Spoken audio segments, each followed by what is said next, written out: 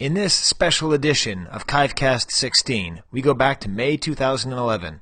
We laugh about being the only vintage podcast, Skye defends the holiday special, we act weird about Facebook, and you can see the birth of Fratastic Pete, as well as unimpeachable underoos.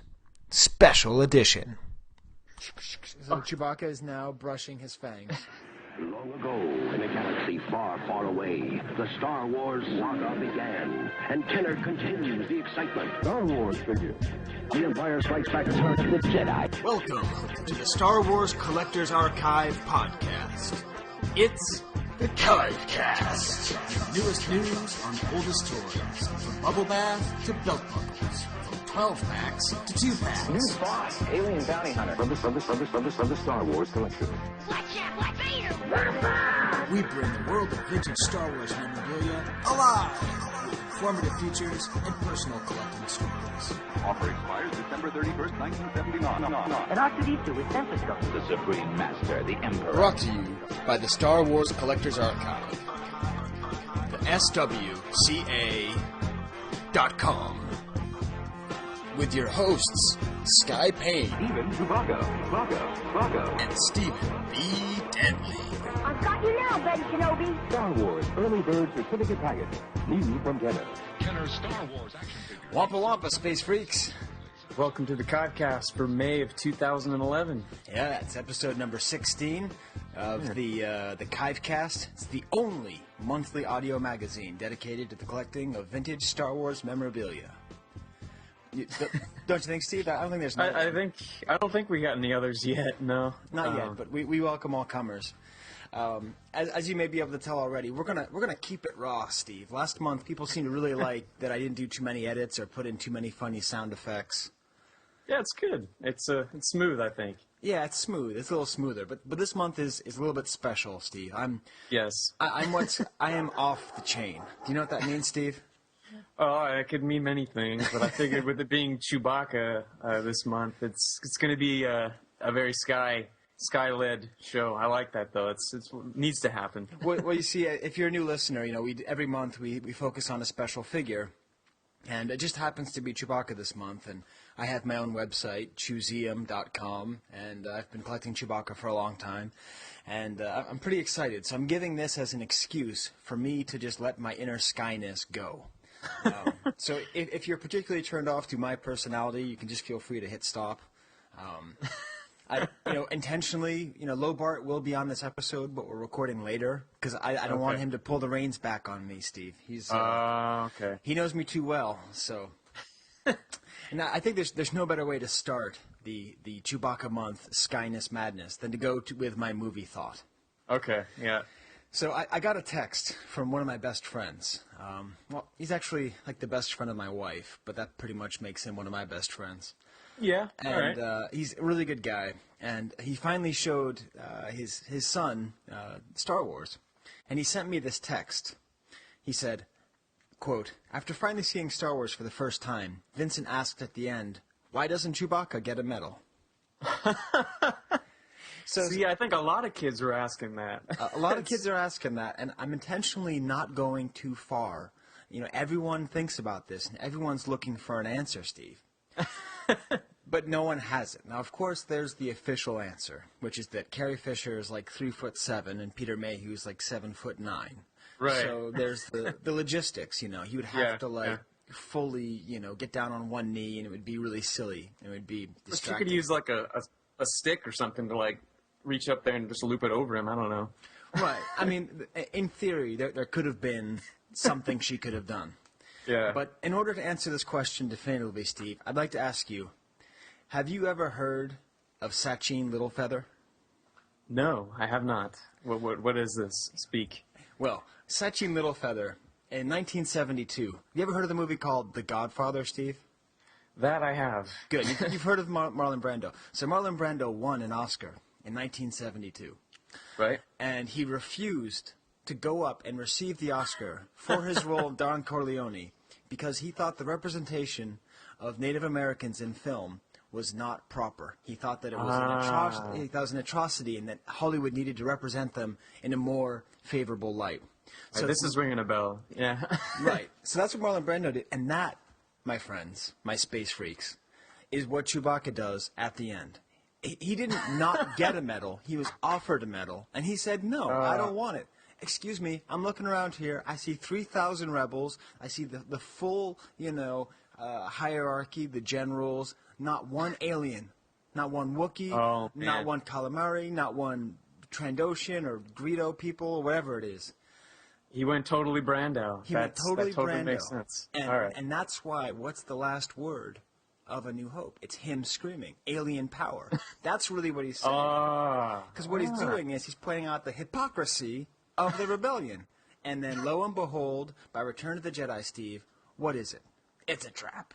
It's Admiral Akbar. Admiral Akbar. If it weren't for Chewbacca back at Yavin saying, I will not take your medal, Princess Leia, who, by the way, called me the racial epithet of a walking carpet. That's a whole other thing. He refuses it, and that's essentially for alien rights in the rebellion. Case closed, Steve? I think you can close it. I would agree wholeheartedly. That was solid from start to finish, man. All right. Well, thank you very much. That's my take on it. And there's obviously 1,000 other ways I could have gone with thoughts about Chewbacca, but I think that one will do for now. So I'll have to tell that to Vincent, my friend's son, next time I see him. How old is Vincent, by the way? He's 6 years old, but it doesn't matter to me. Okay.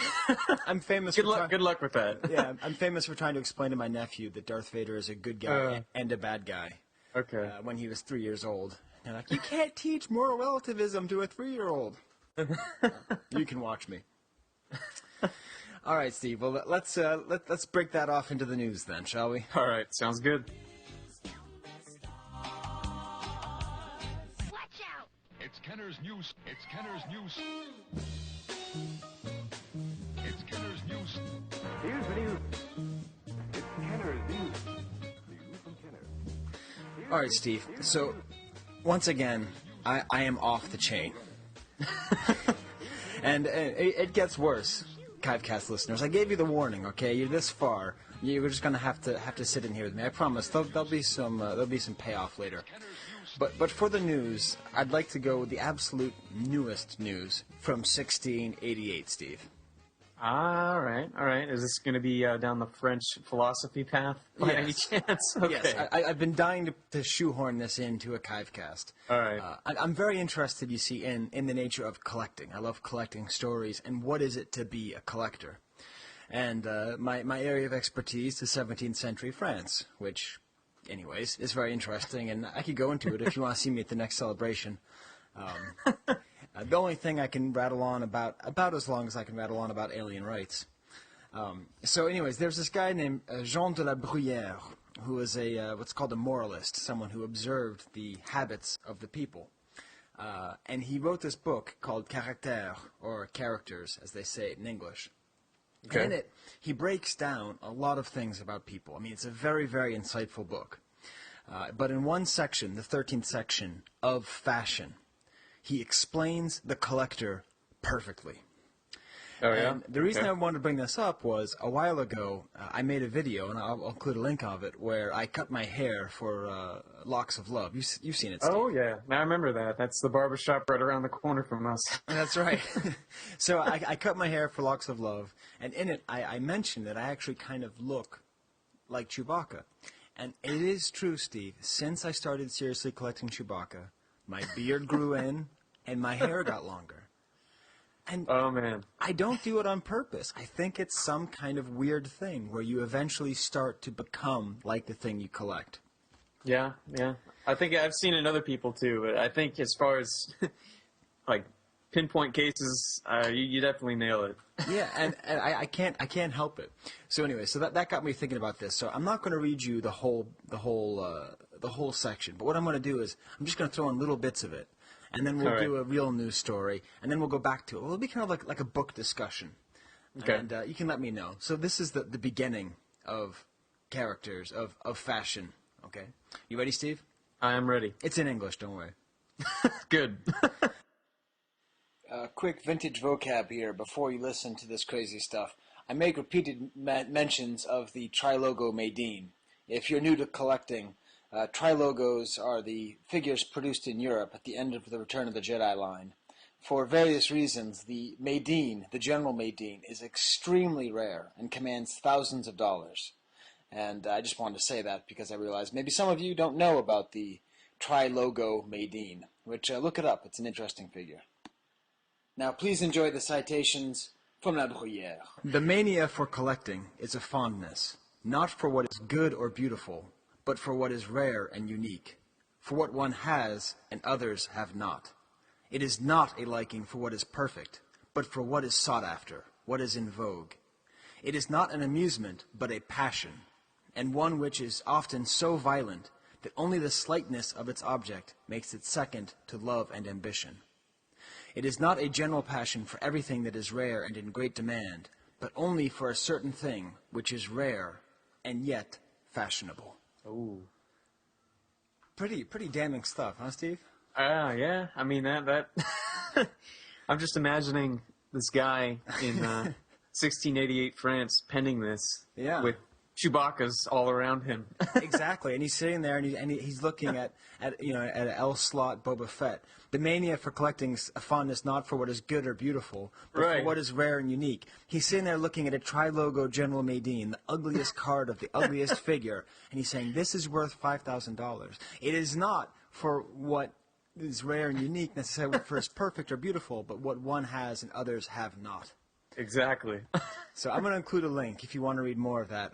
I'll get back to that. But I often think about that.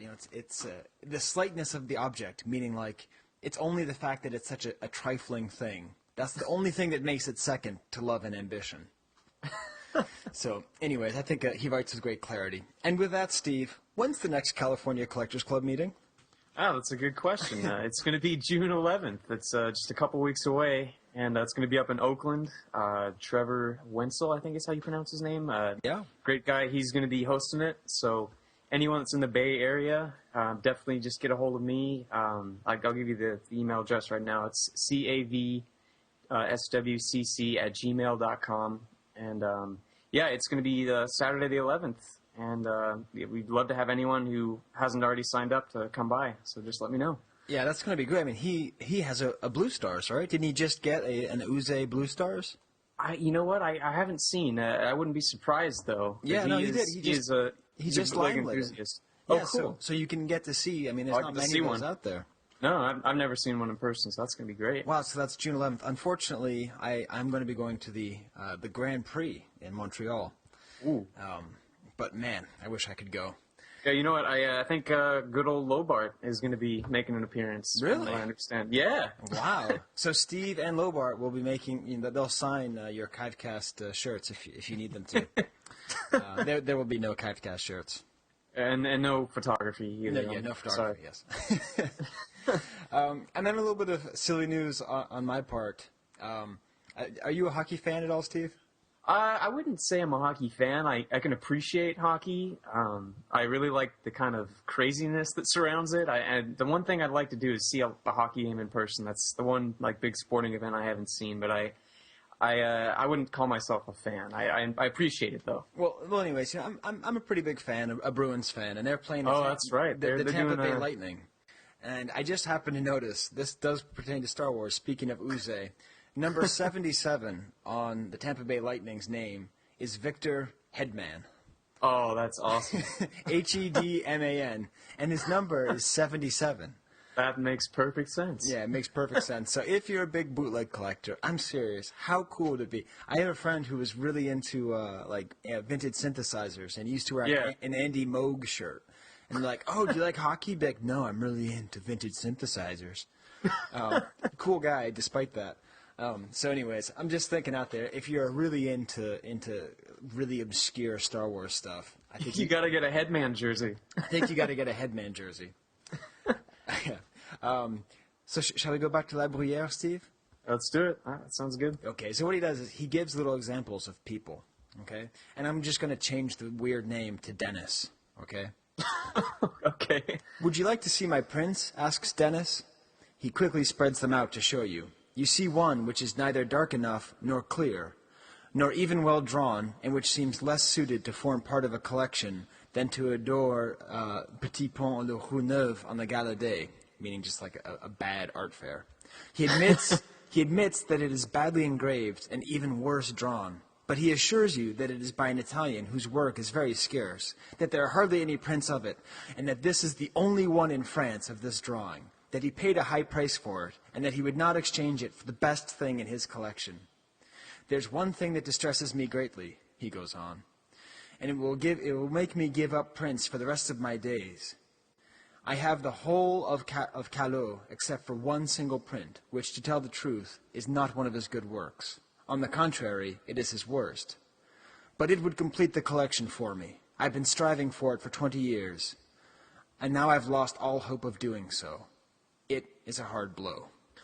Ooh. So that's got two things in there. One is that he shows you something that's just garbage, but he says it's the best thing, and I wouldn't trade it for anything. I know that feeling. Exactly, right? I mean, you're sitting there and you're like, look at this. Look at this amazing. I hate to always go back to the bootlegs, but well, you know what? The Trilogo Medine really is the perfect example. Yeah, it is. Because it's not a good card back, it's not a good figure, but it's so rare. And then he even has the ability to see that there are certain collectors where he wants to sell his entire collection because he can't find the one example. The one thing that's missing, yeah. The one thing that's missing. I've known people like that where they just say, you know, there's one thing, and if I don't get it, I'm just going to freak out. And it's all got to go. Yeah, it's all got to go. I told you, Steve, I'm off the chain, man. I'm off the chain. Is it going okay? Can you speak for the audience? Am I going too far here? I think you're doing all right. All right, good. And then another piece of news. Did you see this thing about I believe it's Michigan, Kokomo, Michigan? Yes. Now this is, I was kind of surprised by it, honestly. Oh wait, did I say Michigan? I'm in Indiana. I would like to apologize to the entire Midwest for confusing Indiana and Michigan. They're very different. I've actually been to Indiana. It's a nice place. Been there a couple times. Yes, of course. This C3. It's crazy toy shop. It's right. just, So to get back to the whole point, if you go to Facebook and you look up Kokomo Toys, it's Kokomo, Kokomo, and it's really fortunate that we're going all raw here, Steve, because that allows me to not have to find the terrible Beach Boys song to play underneath this. But please don't. Yes, I'm pretty sure, or kokomotoys.com. I'm pretty sure that when the Beach Boys were writing Kokomo, they did not mean Kokomo, Indiana. Probably not. Wait, is it in Kokomo, Indiana? Does that exist? You know, I'm not sure. I'm not sure. You may have just made up a small Indiana town. I might have. kokomotoys.com. But I mean, there's Cairo. I think there's Cairo, Indiana. So I wouldn't be surprised if there's Kokomo. So it is. It's on 1244 East Morgan Street, Kokomo, Indiana. There we go. There you go. So it's just great because all the great, what they call brick and mortar stores have been going out. I mean, did you ever get to go to the Earth in Cincinnati, Steve? No, I've never actually been to Cincinnati. I really wanted to check it out though. It was great. I mean, it was one of the original vintage toy stores. It's where a lot of like the really old vintage collectors who would go raiding the dumpsters would go out and meet. And it was a really, really cool store. They had all kinds of Kenner stuff. They had Care Bears and Glamour Gals and all that. And, they packed up and they left. And that was a few years ago, wasn't it? Yeah, that was a few years ago. And Brian's Toys isn't a brick and mortar place. And right. Cloud City isn't a brick and mortar place. And all these places, in general, they've gone out of business. I remember actually driving around with Lobart. And we went to one store and we were looking for vintage Star Wars figures. And the guy literally said to me, just go to the internet. Like, he was angry at me for asking him. Oh, man. That's sad. Yeah. So, anyways, in Kokomo, Indiana, he's living the dream. And he's made a full-on place where you can go and you can buy toys at an actual store. That's a mother load, man. That's crazy. Yeah. So I think, of course, we also had Shane's place yesterday. Yeah. So, right. So maybe there's more of these. Maybe there is a real demand for it. So it'd be cool if it kind of makes a resurgence, because I mean, there's nothing like this in Santa Barbara. That's for sure. Maybe somewhere in LA there's a couple, but I mean, there's Big Lou's Toy Store. Right, yeah. Big Lou's. But yeah, I mean, it's just rare to see anything like this anymore. What's great is that it's opening. It's not that it still exists. It's that he's like, you know what? This is great. Let's do it. Yeah. Yeah. So, anyways, I encourage everybody who lives within, 3 hours? I would drive 3 hours to go there. Like, just, some boring Sunday, right? Absolutely. You'd spend hours in there. Exactly. So, go on to kokomotoys.com. And what's funny is, Steve, if I had to choose between going to the Kokomo, as is described in the song Kokomo, or Kokomo, Indiana, Toys. I would totally choose Kokomo, Indiana. I don't care about pina coladas, and the beach, I kind of, I could do without the beach. The palm trees, plus you got all the, like fat people and hot tubs. So you want the aisles of toys and the giant Scout Walker made out of trash cans in the front. Exactly. That's way better. Yeah, we'll have to include that in our show notes. The Scout Walker made out of trash cans. Hey, speaking of show notes, how's our Facebook page going? It's actually going really well. Let me pull up. They actually sent me weekly stats on this thing, which I was not expecting. Which is actually pretty cool. Let me pull them up 1 second. Yeah, how many people like us? Yeah, if you don't like us, you should go and like us. 1 second here. It's raw, people. Raw. Get out that raw, Steve. Find the info. I know. I'm going. Okay, here we go. Your weekly Facebook page update. The Chivecast page has 95 monthly active users. Nice. But this is kind of disturbing. It has 95 monthly users, but only 75 of them like us. Oh, burn. No, it's actually, we've got 40 visits this week, 116 since last week, but it's actually doing all right. So there's 20 of you out there who, you don't like us. This episode. But you do check on us. Yeah, you do check on us. This episode is not going to do anything to help us with that. This way, no. Speaking of that, Steve, back to La Bruyère. All right. A certain bourgeois loves buildings. He has a house built for himself, which is so handsome, rich, and ornate that it is uninhabitable. Ashamed of living in it, and reluctant, perhaps, to let into it a prince or financier, he withdraws to the attic, where he ends his life.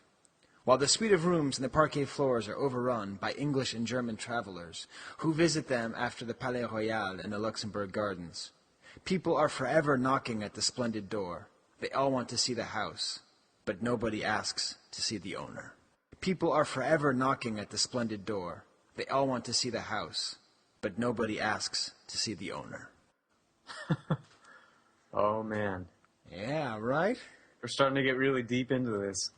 It's pretty deep into it, right? Like the whole idea, like he has such a beautiful collection. Everything's so perfect. He just goes up to the attic, dies, and nobody cares about him. They all go by and they look at his stuff, like in 50 years, no one's going to care about whoever Skye Payne was. They're just going to look at my Chewbaccas, As they're going to go for the museum. Yeah. Exactly. We only have one more of those, folks. Oh, no, two more.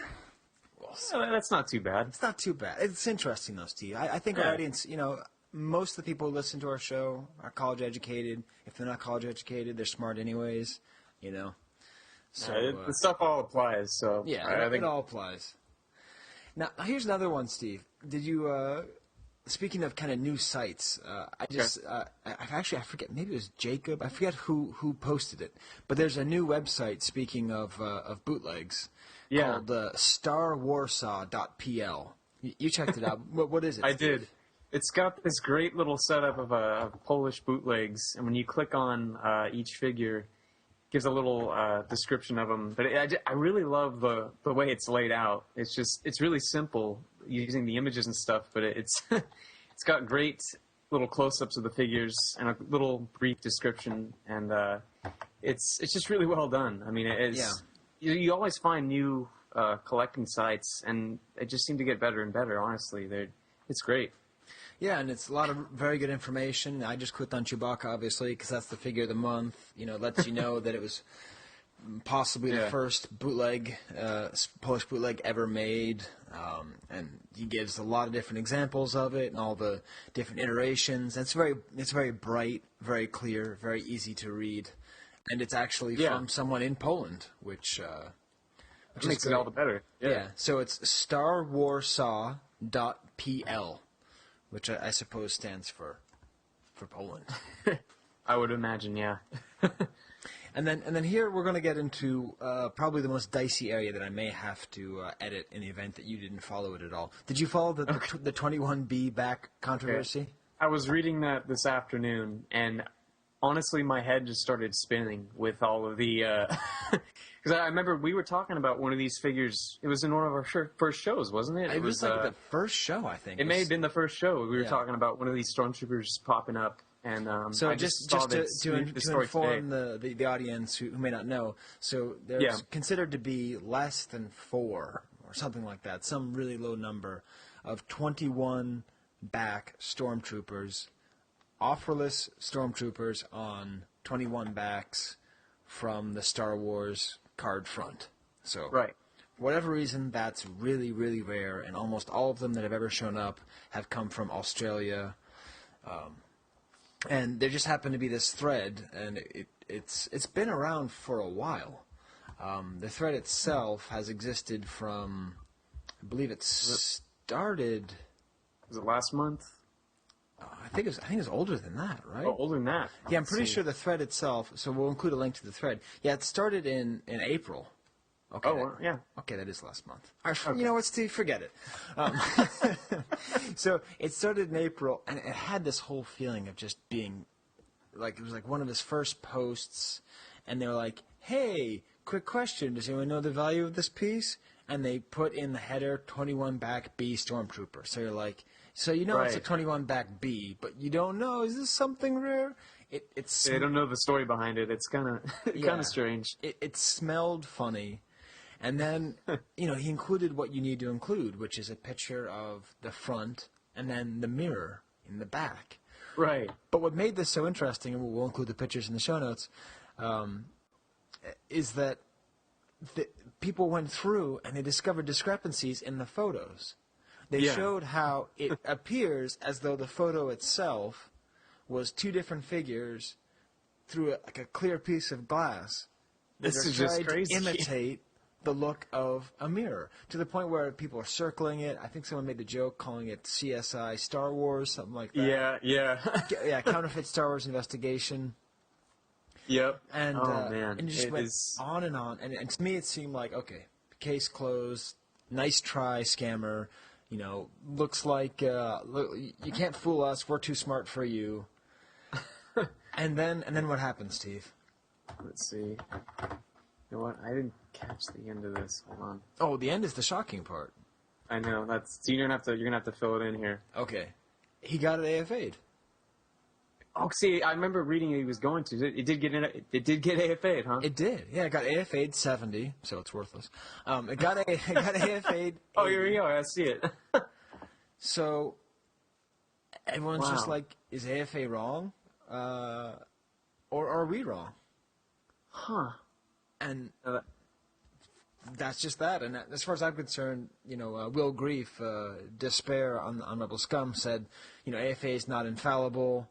There's no provenance. There's no footer. There's tape on the bubble, and the creases don't match up on the front and the back. So, how did that even happen? I don't know. I mean, that's a trip. Yeah. So we here at the Star Wars Collectors Archive podcast, we're following this story quite closely.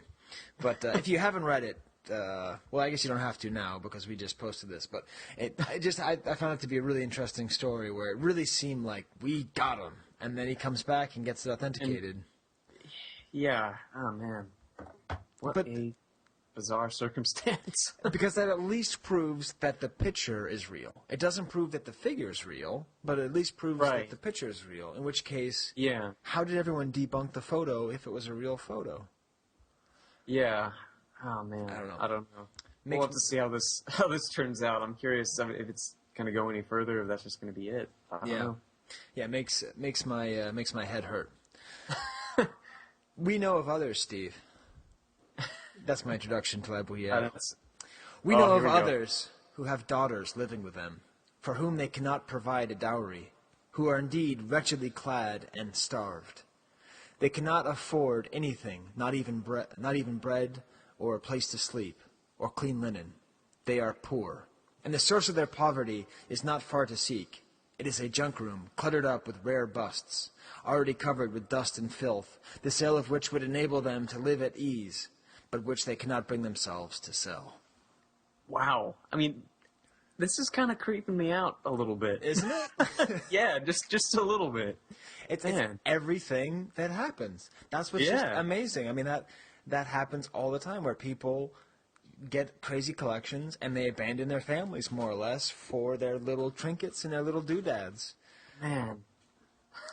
Yeah, so, of course, it's this kind of weird dowry, and, it's very, very That old. starts to sound more 17th century, but then once you get into the rest of it, Right. pretty much hits it right on the spot. Right, the junk room cluttered up with rare busts covered with dust and filth. That's even the Yeah. best part, that you can't sell it, but you don't even really truly appreciate it. Again, Right. we'll include links to this if you want to read more from La Bruyère. And I think it's almost become a monthly feature of where I find something in pop culture that has to do with vintage. Yeah. It's not really intentional. It's just kind of happened the last couple months. But are you familiar with Cracked.com? Yeah, I think I've run across it a few times. It's pretty good. It's not awesome, but they have some really good articles, and I check it maybe a couple times a week. Yeah. And they have a video series, and I only mention it just because it has some vintage in it at all. It's not really vintage, but it's more of a thing if you want to watch it and have a laugh. Right. It's called Why Star Wars is Secretly Terrifying for Women. And it's actually pretty well done, well edited, lots of funny pictures. Again, not PG, so if you're a kid listening to this, don't watch it. But at some point, they're commenting on Han's bad behavior, and the guy just goes, "Ooh, that's vintage Han," and then a vintage Han figure pops up on screen and then flies away. There you go. But I like the fact that vintage Han was referred to and the figure was shown. Yeah. So that's it's pretty funny, but not not amazing. And it's Skye from the future. Anyway, I figured why don't we actually just listen to the entire sketch, and I'll put up images and stills from it while you listen. Of course, you can just go over to Cracked's YouTube page and watch the thing yourself. But hey, you're here now, so have a listen.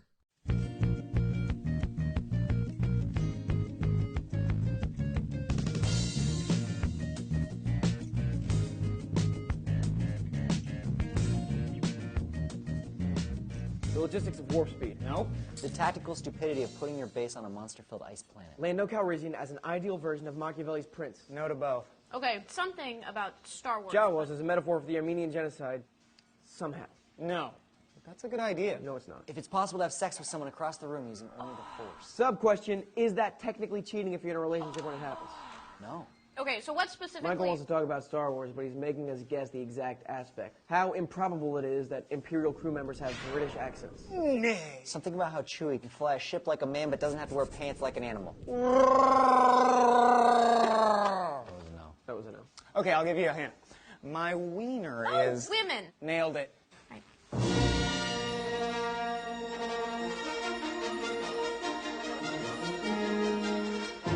Okay, Soren and Dan. When you were kids, were there Star Wars characters that you wanted to grow up to be? Role models? Han Solo drives an awesome spaceship, gets the girl, badass space cowboy for hire. Yeah, but Han's off the table. Okay, Luke. He grew up on a farm in poverty, but through training and discipline, he learned to be one of the most powerful men in the universe. It's the American dream. Tatooinean dream, but Luke's out too.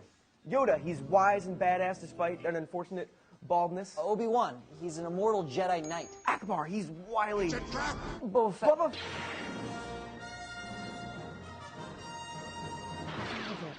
Now, Katie, what Star Wars character did you want to grow up to be? Leia. And Leia's off the table. You can't think of anybody No, I because can't. literally every other female character is a dancing space alien. Yikes. In Star Wars, a boy can grow up to be a knight or a wizard, but if you're a girl, you have one good role model, one good, sexy role model. But you better be born a princess or good at space hooking, because those are your options. Or you could be Luke's Aunt Beru, but what did she ever do? And if you say she murdered the Emperor's son or brought Jesus to the Jawas or any other frickin' thing that starts with in the extended universe... Okay, let's name all of the women in the Holy Trilogy. Daniel? Leia, Beru, Jabba's bluish slave girl, the formerly animatronic, currently CG Max Rebo singer, and woman who gives the rebels their instructions in Return of the Jedi, whatever her name is. The majority of those being strippers, that's like 3.5 women across 3 movies. I watched 3.5 women strip. Still better than just one black guy in the entire universe. What about Vader's voice? Touche. 1.5. I'd watch 1.5 black men strip. Don't say that. I'm sorry, are we just gonna pretend like Dan doesn't know the name of the other character? The point being, Lucas... He's sexist. His ideal government would be a phallocracy. Phallocracy? Is that what France has? Phallocracy. It's a government that's run exclusively by men. So, George Lucas's ideal future, you've got all these species and races living harmoniously. Jawas, Ewoks, fish monsters, people, all working together, but almost no women. Does George Lucas want to get rid of women? Well, he might not want to get rid of them, but he certainly does have some profound issues with women. I thought they smelled bad on the outside. You put up Leia as a good role model, but even she is a terrible role model. Whoa. Leia kind of kicks a lot of ass. Yeah, she's all feisty and gold boobs. True, but let's talk about Jedi for a second. She saves Han in Jedi. In the middle of a rebellion she is leading because, oh, that's right, 2 movies ago, the Empire blew up her home planet. How does that not command your respect and or arousal? Thwarting the Empire, crushing evil, avenging her home planet, all of this took a back seat so she could waste time on this impossibly convoluted plot to break Han out of Jabba's. Ooh, it sucks that my home planet got destroyed, but I'm over that now. I'm nothing without my man. That's a good Leia. What if George Washington had abandoned his troops to go on a side mission to rescue Martha during the Revolutionary War? Did that happen? You're the only one that would know. Wait, wasn't that what the Patriot was about? Yes, she goes to rescue her boyfriend, but he's part of the rebellion. She's not turning against her gender. No. Remember, Leia wasn't the only slave girl at Jabba's. That's true. There were 2 or 3 more. 90% of Lucas's female cast. And what does Leia do after she gets Han out? Blows up the palace! Oh! And everyone in it, including Jabba, and yes, all of those poor slave girls. She invaded a kingdom, stole his property, and destroyed Jabba. She's a terrorist. Was Jabba a king? Hut. He's a hut. Is Hut not a... Do we not have huts in society? I think he's just a crime boss, like the slime godfather. Greedo Corleone. He's right. What? That wasn't a point. No, Daniel. Leia abandons her people to stand behind her man, a lying, rude, rightfully imprisoned thief. Vintage Han. And once he's safe, it's all eat slave girls. You get to die chained to the corpse of a big slug and salacious crumb. And she is Lucas's only non-stripping female character. Abandons her people, gets kidnapped, and needs to be rescued by a bunch of men like a cliche damsel in distress. Great role model, Lucas. You know, it might not actually hold up. Mon Mothma wasn't a stripper. I knew you knew her name. We all knew he knew her name. Why would you pretend not to know it? What benefit does that give you? I wanted to be able to bring it out when it was like, ooh. Yeah, was it worth it? Surprise. I mean, giving that at the last second there? Turns out, no. Okay, Future Skye is back. That's over. Now on to the next segment. Nugget from the archive. 'Tis a nugget from the Museum. 'Tis a nugget. Oh my God, they're gorgeous. From the Museum. That's right, Steve. It's not a nugget from the archive. It's a nugget from the Museum. But of course. I've gone too far, Steve. Well, I gotta admit, my plan was, I had a lot of big plans. Now, one plan for this show is I was going to interview every single Chewbacca focus collector. And I did that, and you're going to hear that later. Pretty cool. Excellent. Yeah. The other thing I was going to do is I was going to do a huge, massive update to the Museum, and I was going to unveil it here, and it was going to have everything I hadn't shown, because basically I have twice as much in my collection that's not on the website. Ooh. But did I do it, Steve? I'm going to guess no. No, I did not. I was also, you know, maybe this could even go into the news thing, Steve. I've never told anybody this before. But did you know, Steve, that I was interviewed for an NPR segment? No. I haven't told anybody this because I wanted it to happen. It was for a show called, okay, it was called like, it's not Weekend Edition, but it was like Out on the Weekend or some kind of mid-level show. It was nationally syndicated. Wow. But this guy who he was a friend of mine, and he was looking for stories, and he heard my whole story about why did you collect Chewbacca, and it was back in 2006, so I really didn't even have that much of a collection back then. But he came and he interviewed me, and he interviewed my brother, and he brought the whole. He interviewed my brother in Providence. Like, he got the guys from PBS to go by and bring the tape recorder over there, and he did the whole story. But he then got a job with Fresh Air.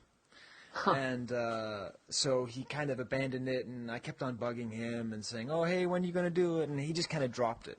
So it's kind of a sad thing, because I was really hoping to really impress everybody with the fact that I got on NPR with the Chewseum. But you know what, Steve? They can take their NPR and cram it with walnuts, because I'd rather have the Chivecast. Right, Steve? That's right. So this is your plan B. That's right. So what I decided was, instead of doing a nugget from the archive, why not do a nugget from the Chewseum?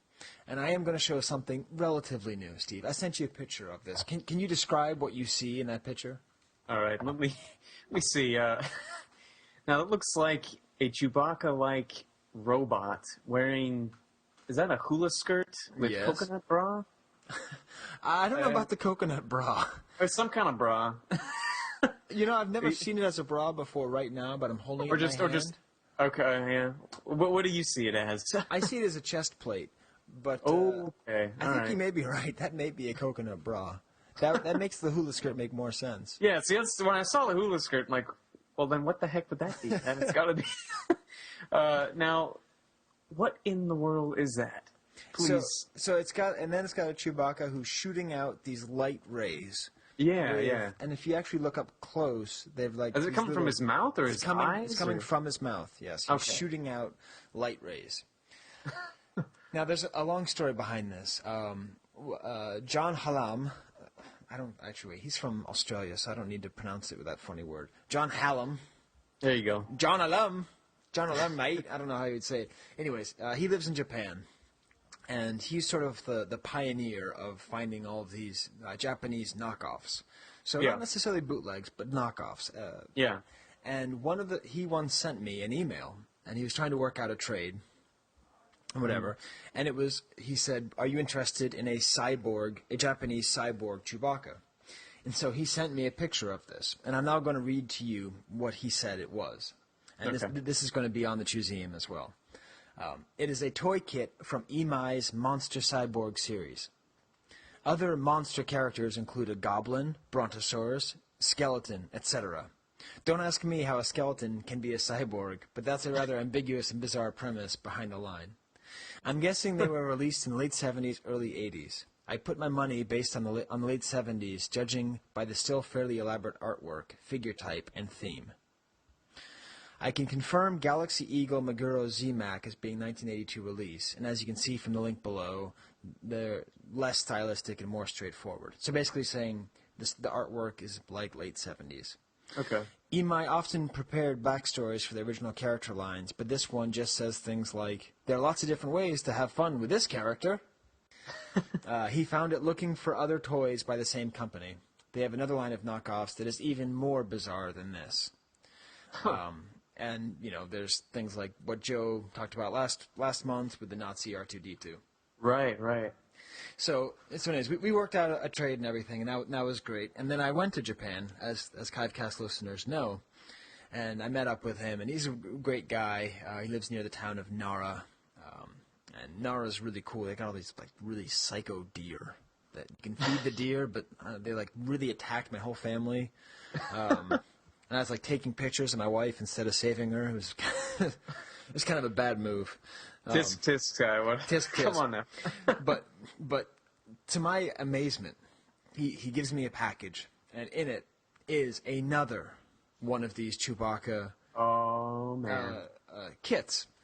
And he said, "I'm giving this to you." I was like, "Giving?" He's a very generous guy. He's like, "On one condition, you have to promise to build it." So as a Chivecast Chewseum exclusive, I'm going to make a video. My wife's going to film me, and I'm going to put together the EMI Monster Series Cyborg 8 Chewbacca. And I'm going to put it together on film, and you're going to see how it looks. Now, I got to warn you, it's not going to look as cool as the box. But just looking at it here, it does have a hula skirt. Oh, so perfect. I'm going to make a video, and that's going to be up there online. So that's the Nugget from the Chewseum, Steve. And, That's sweet, man. Are you going to paint it? I don't know if I'm supposed to. Okay. Is it already colored, or? No, it's weird. It's just like green and yellow plastic. And even on the box, when you see it, yeah, you know what? I think I could paint it I could paint the arms kind of metallic and everything else kind of brown. He's not wearing a bra in this, Steve. I hate to let you know. But you know what? I'll contact Dean Clayton, who used to work for the World of Warhammer, I don't know, or Dungeons and Dragons, or one of those things. He's really good at this kind of stuff.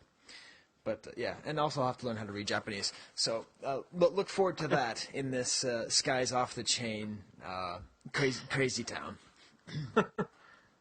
That's awesome. Yeah, awesome. Future Skye here. Yeah, so you can see that the final product is actually this weird green and yellow sticky mess, which you see here. You can watch the video of me making it, which you can just look up by looking up Chewbacca, Chewseum, Japanese model on YouTube. But this is probably good enough. Okay, back to the past. Cool, well, shall we hit up another market watch? Yeah, let's do it. All right.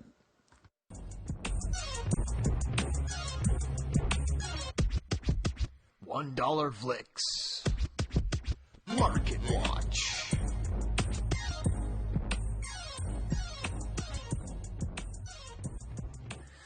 All right, Steve, so this market watch is kind of a weird thing for me. Because I had a feeling it would be, yeah. Well, you see, the thing is, I mean, I think there's a lot of stages of collecting, and later in the Mega-Yak, where we're going to interview all the Chewbacca focus collectors, we're going to touch on it a little bit, but I definitely think there's a certain phase of collecting where, I don't know if this happens to you, but like I don't check eBay very often. Yeah, this is actually, like, these days, the only time I ever do is when I'm doing one of these market watches. Yeah, and it's funny. It's not that it doesn't interest me. It's not that I don't like wasting time.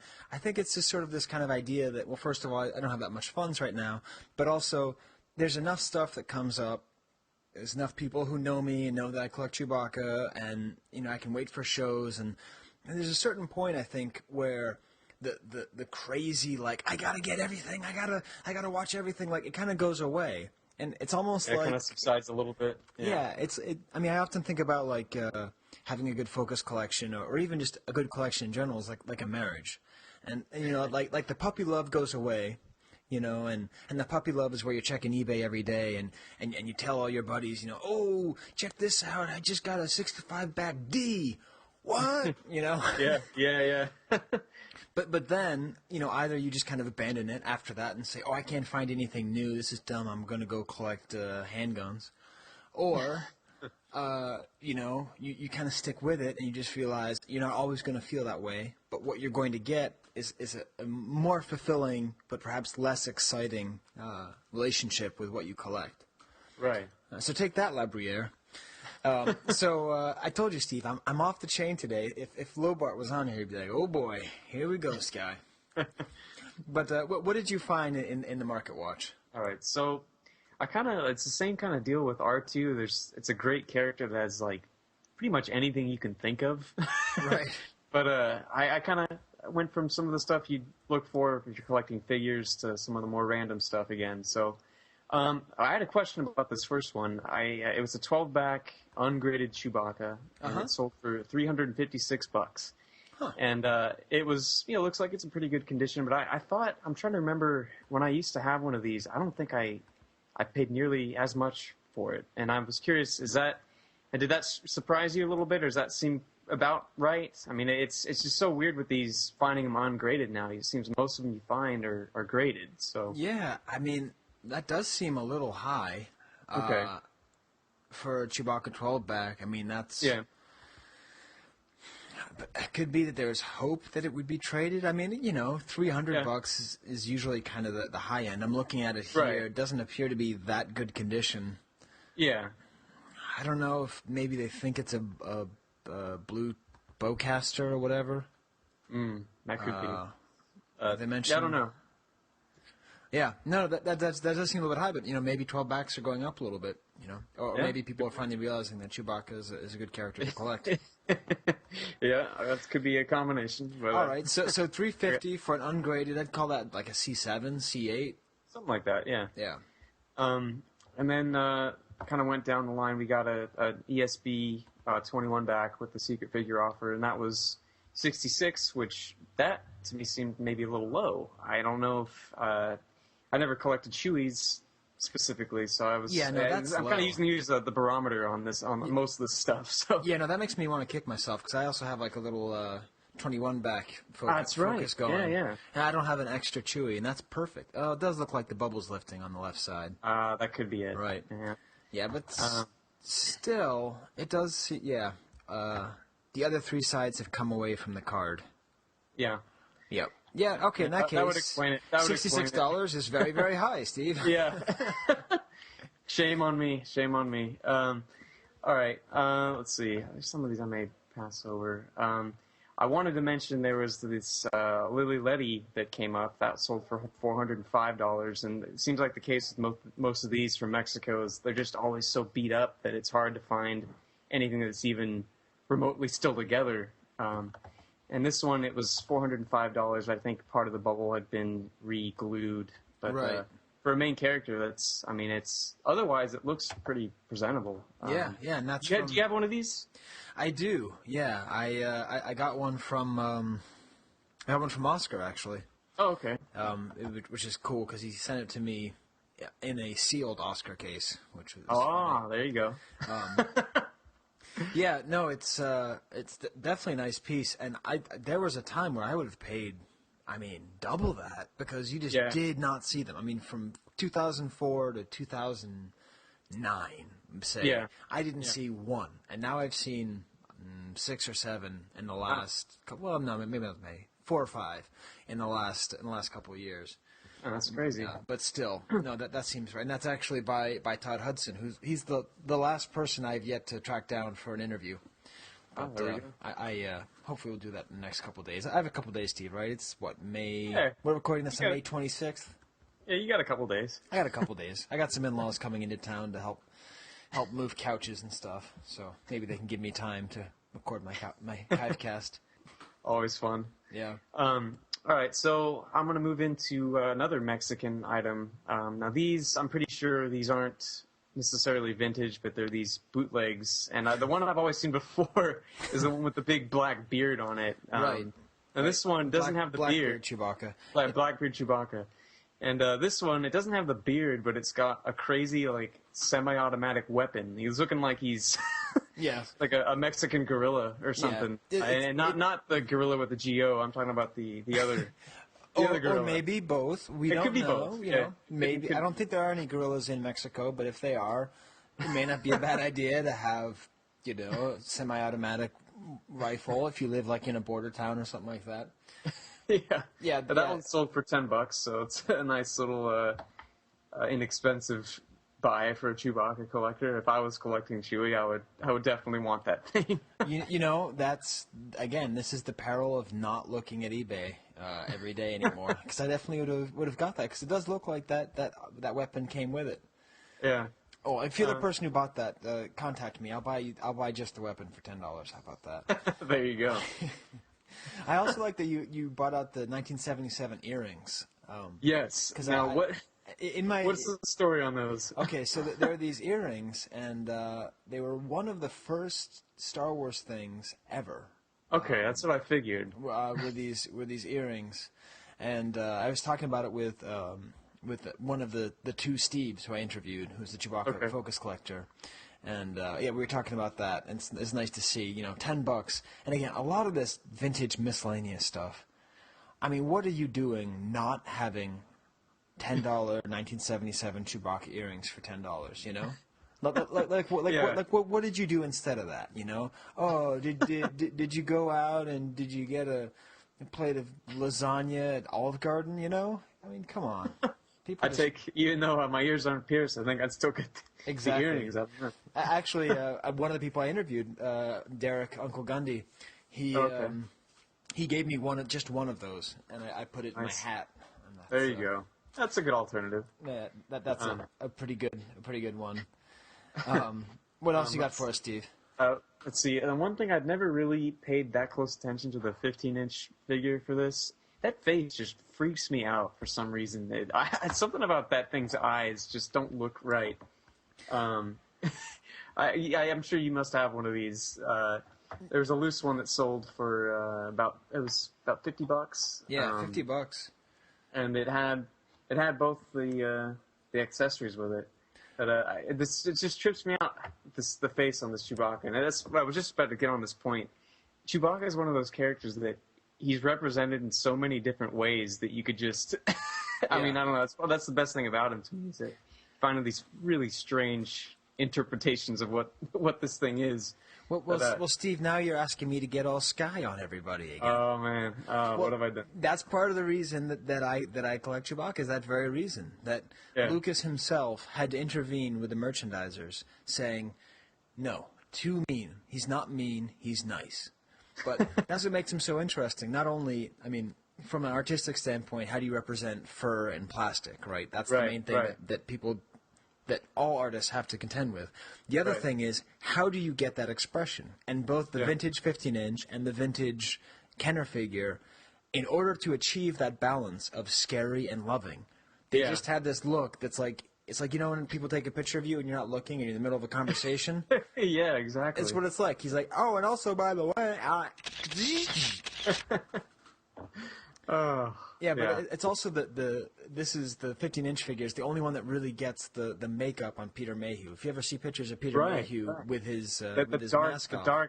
Yeah, exactly. All that dark stuff around his eyes, it really, it's like totally just matches it perfectly. Yeah, it totally matches it.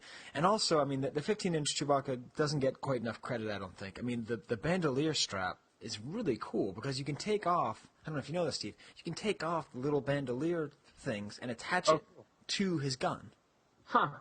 That's pretty cool. But, of course, the only problem is, and this was going to be my opening before I went into the whole alien rights thing, was no one's ever given a good response as to what Chewbacca has in his bandolier bag. One thing I read said it was food and more ammunition.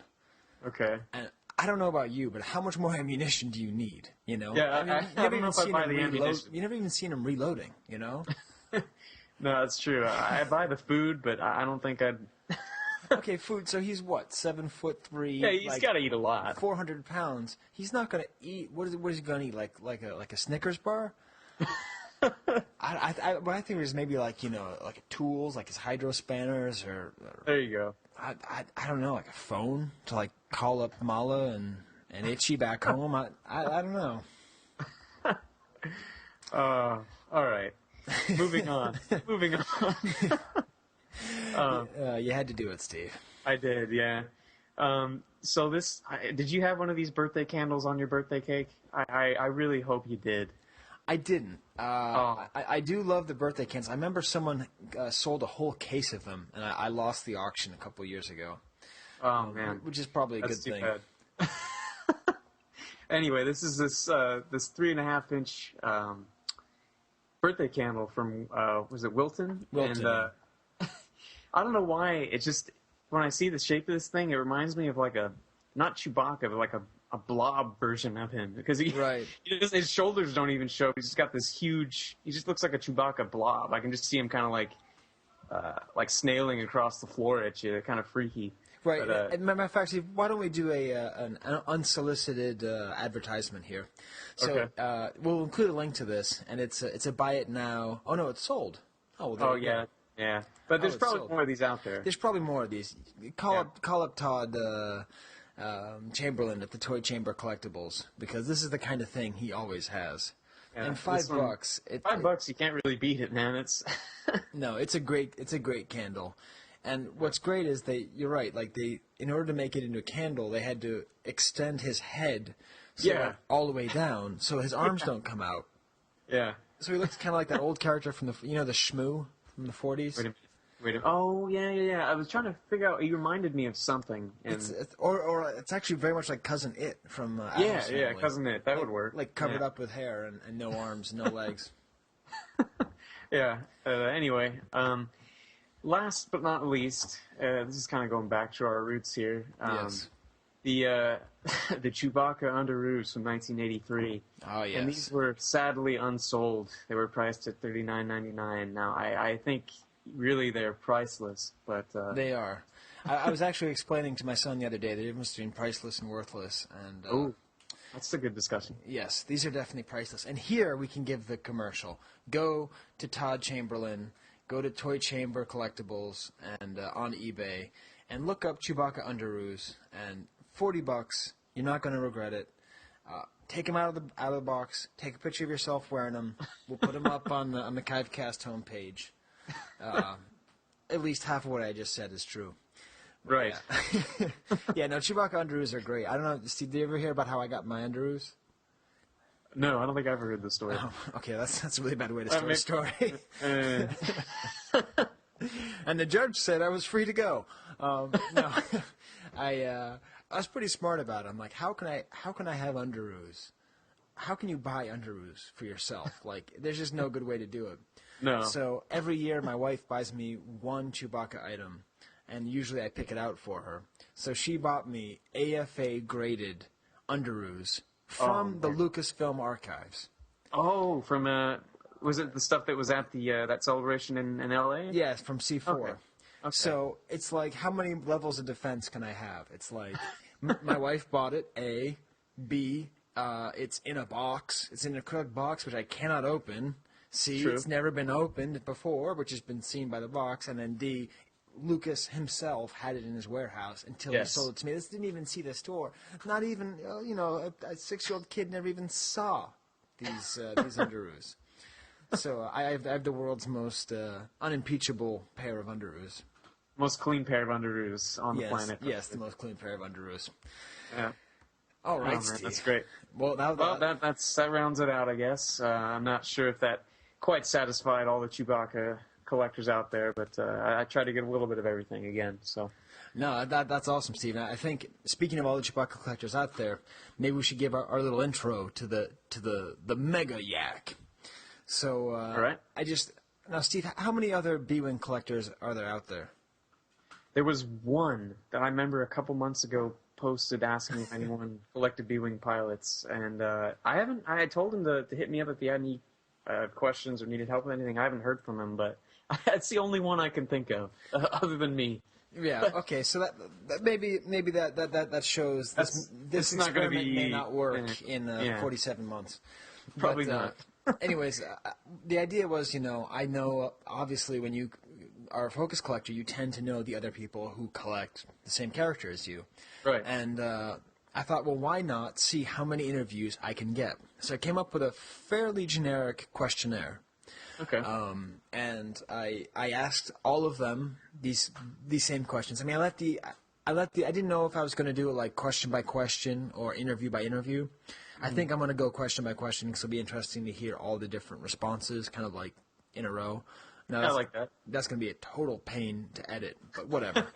It kind of kills your raw thing, but I think it's worth it. It kills my raw thing, but the idea is, and what you're going to hear is kind of like the definitive interview with the Mount Rushmore of Chewbacca collectors.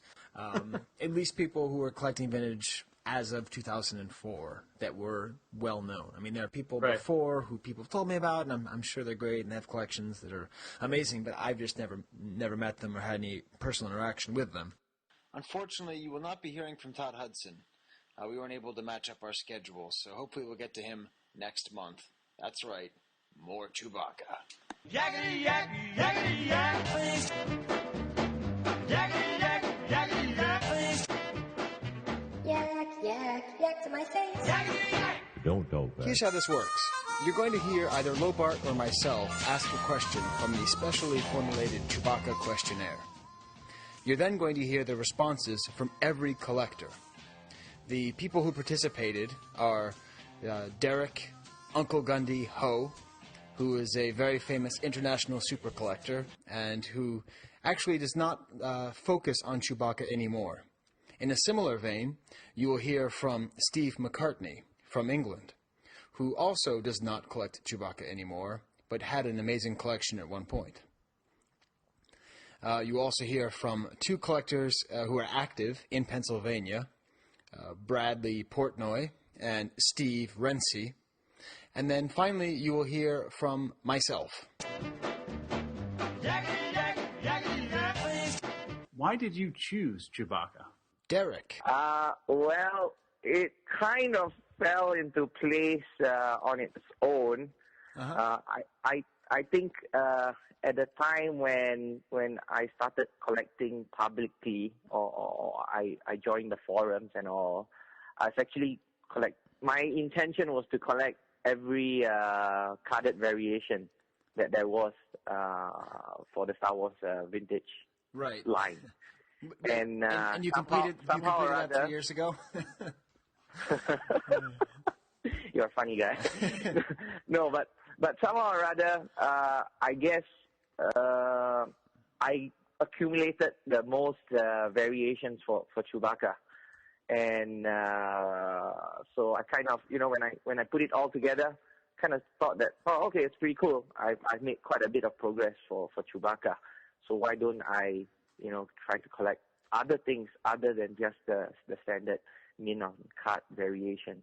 Right. And Chewbacca was also maybe a starting point for me, because at that point of time, I didn't know that Todd and you were collecting it yet. Brad.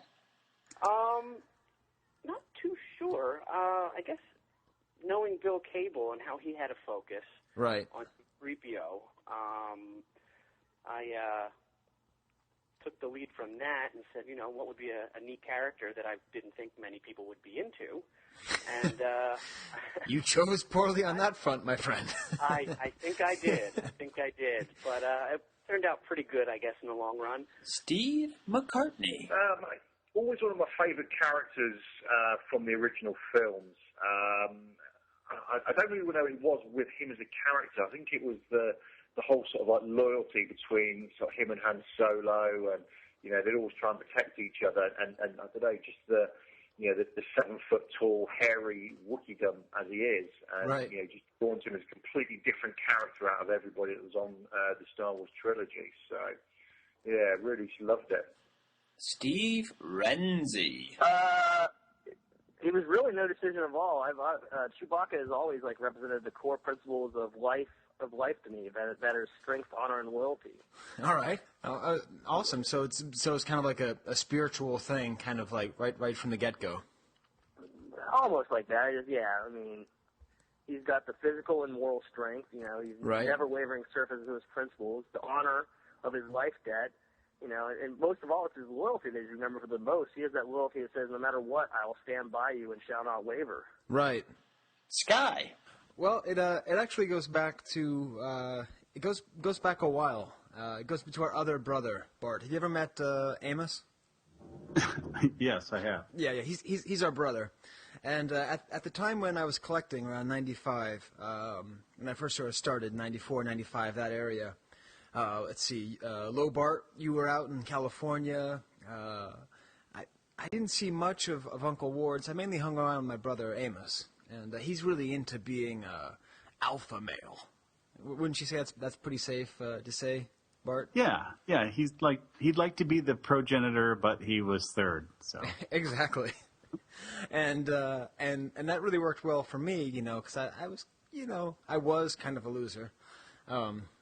And you can refrain from making a joke, Bart. So back then, I was kind of a loser, and I was all right. But I definitely felt like I was a sidekick in life. And that was right around the time when he got married, and I was his best man. And it just kind of felt like that was the figure that I related to. And basically, when they started coming out with all the new Star Wars toys, I just realized I need to pick one. And I was, tempted with Boba Fett. But I wisely decided not to go down that superficial route, and I went with Chewie. When did you choose Chewbacca? Derek. I would say probably early 2000, probably about 2001. Brad. 2001, 2002. Yeah, so pretty long time, almost 10 years, I guess. Steve Macartney. It's probably about 6 months after I first came onto Rebel Scum. I don't know if you remember back, I started a thread about looking to sort of change the way that I was actually collecting, moving into more of a focus, and obviously a few people, I think one of you were one of them, right. put a few ideas up on the thing. And even at that point, I had quite a lot of Chewie stuff in my collection.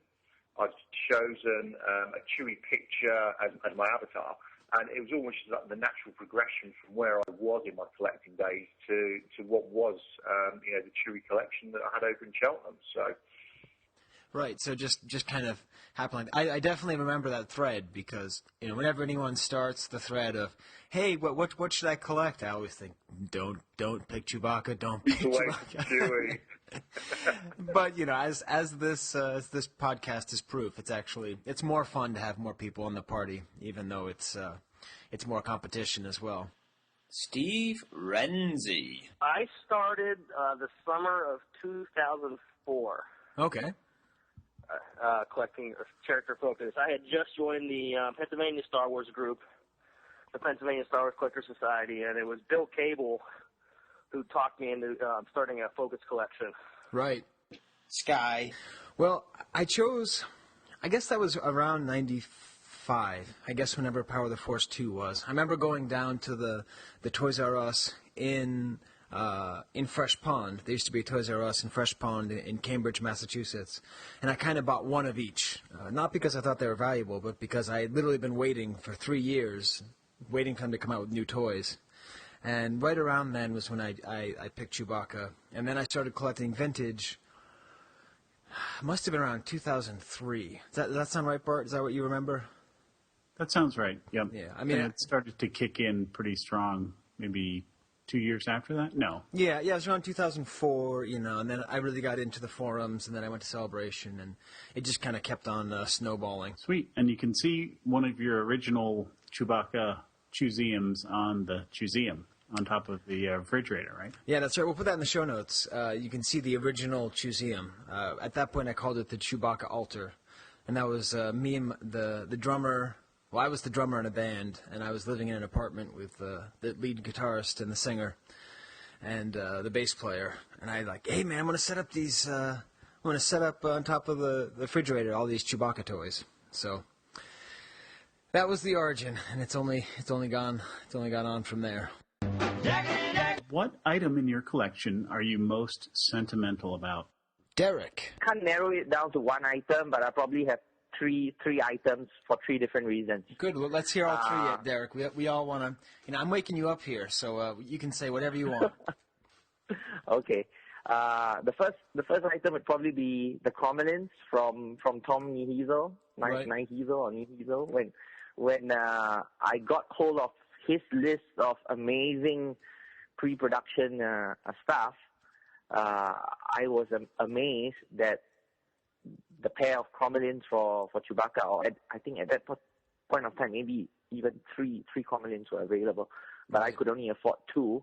I was surprised that a main character, original Star Wars character figure or choice was still there for the taking, and it wasn't snapped up previously. Right. So that was probably also a starting point, because moving me off from just typical mint and card figures.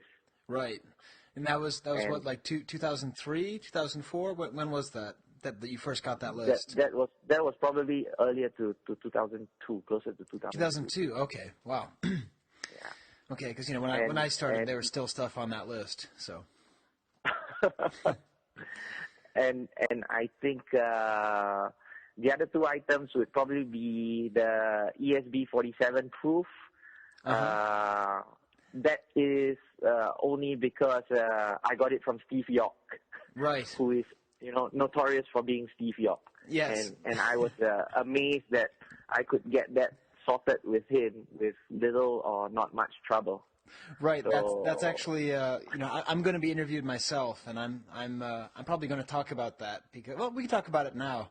But that was my introduction to Derek Ho, to Uncle Gundy in person. Was I flew on the same airplane as Steve York, or at least I saw his his batch. You know, it was C3, right? And so I was kind of new. I didn't really know anybody, and I saw the proof through this like plastic box, and I'm like, oh man, I didn't really know that much. I'm like, that looks really. Oh boy, how could I work this out? Jeez, I wonder how much it's worth. And then I just see Derek come right in and take it. I said to Dean, "Who is that?" And he's like, "That's Derek. That's Uncle Gundy." I'm like, ah.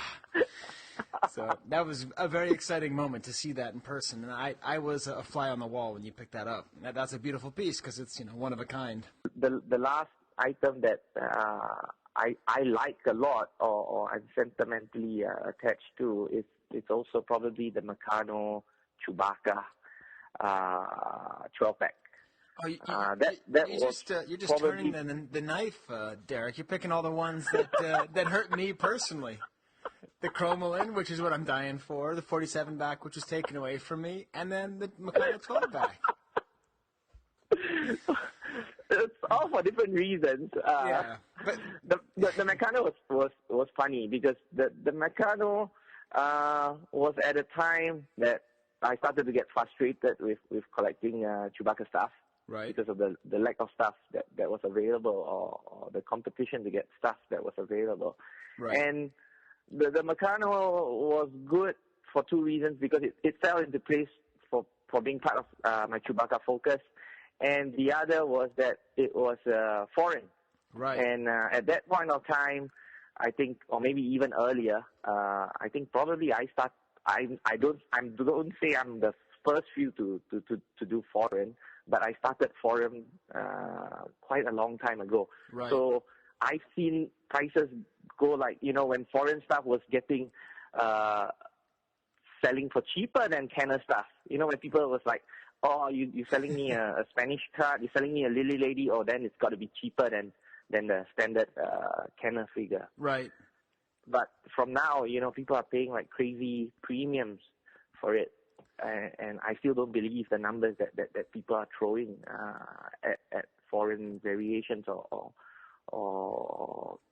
carded stuff, regular production stuff. So the story on that, for everybody who doesn't know, this was at C4, and Derek had the drop. He was in earlier than he got in. He had like the special exhibitor pass, whatever it was, and he found the exact right seller. And I remember because I was waiting in line for the Celebration exclusive. I don't know, the Macquarie Luke or something stupid. And someone walks up to me and is like, Derek just got a Meccano 20 back Chewbacca. I'm like, oh, well, at least it wasn't a 12 back, but that's terrible. No, it was a 12 back. I know. And then they're like, no, it was a 12 back.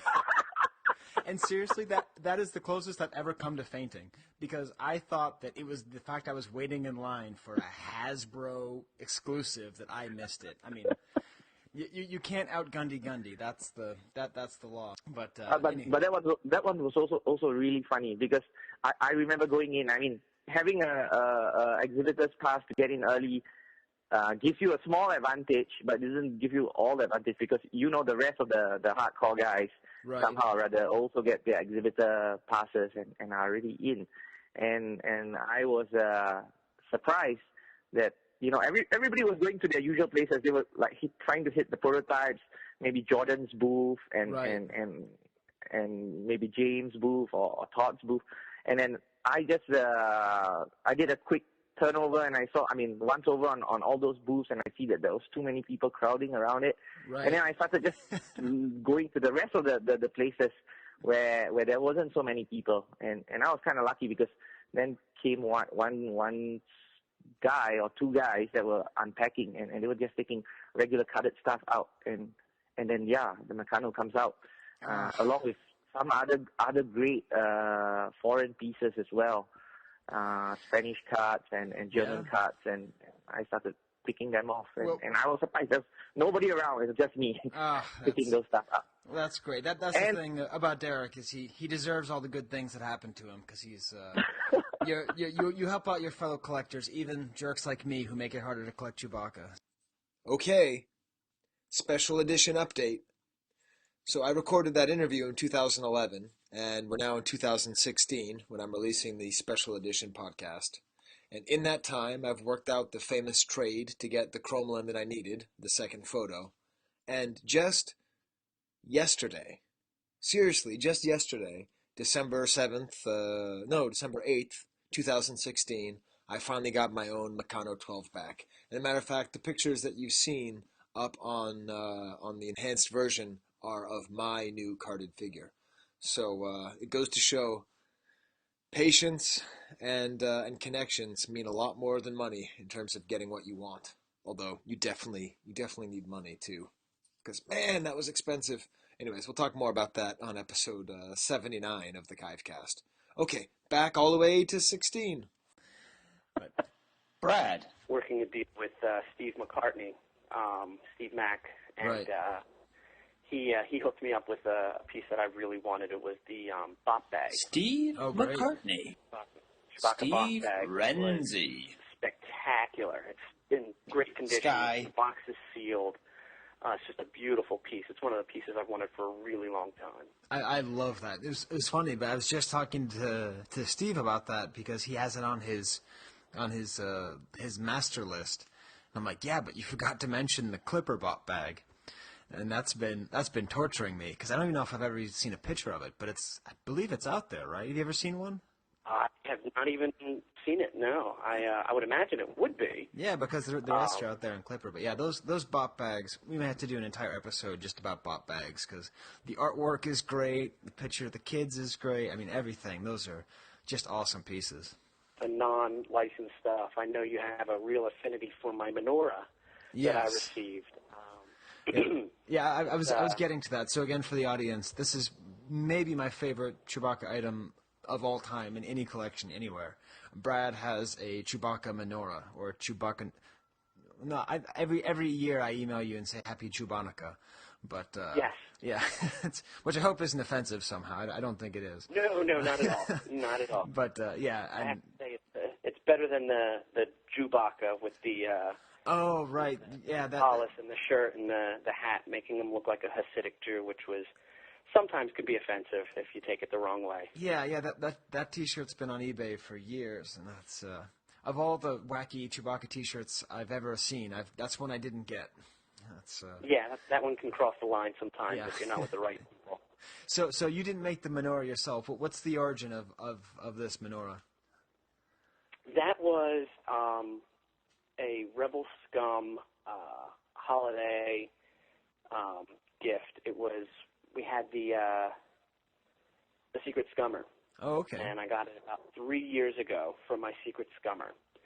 And I'm not sure, excuse me, how they knew I was Jewish, or maybe I said Happy Hanukkah in one of my posts, and they picked up from that. But it was it's a nice piece of wood with, I'm sorry. No problem. 8 bolts painted blue. 8 knots painted blue to hold the 8 candles, and then Chewbacca was the shamus with a nut on his head painted blue with a talus painted on the vintage Chewbacca. It's really cool. It's a really cool piece.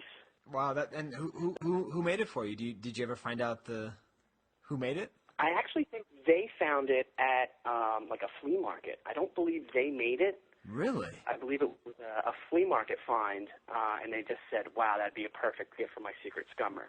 Wow, the intrigue deepens. Yeah, that's the best of the Secret Scummer. Someone made me a couple of customs as well a couple of years ago, and that's just the best. I mean, getting Steve Macartney. One of them actually said, well, the main one that was most sentimental to me probably was one of the most valuable. It was the steel mold from the Top Toys side of things, and I can still remember the day when another collector contacted me about them. I hadn't listed them for sale, right? And he said, are you going to be selling them? And I was like, yeah, definitely. They're going to be going. And I believe that he was after them when Todd Hudson sold them a few years prior. Right. So when they finally got sold, we sorted out the deal, and they were sent off in the post. That was probably quite a sentimental day because that was one of the big things that when it came into my collection, I was really, really happy with it. Right. Yeah, it's interesting. I wanted to talk too about what it's like to actually sell it off. So I mean, was that the hardest thing to pack up, or was the fact that it was it brought in so much money? Did that make it easier, or what was it like sending it off? It probably made it easier, the fact that there was a high value on it. There was obviously a lot of weight involved as well, as you can quite imagine, so the shipping cost, I think, for those, it was an international sale, was probably near on £100. Oh, my God, £100? Yeah, so whatever that is in US dollars, so pretty high up. But it was one that I knew was going to go to a good home, so that certainly made it easier. But it was one that I really didn't want to let go. But once I'd made the decision to sell up the Chewie collection, it had to go eventually. So I had to sort of go with the flow on it.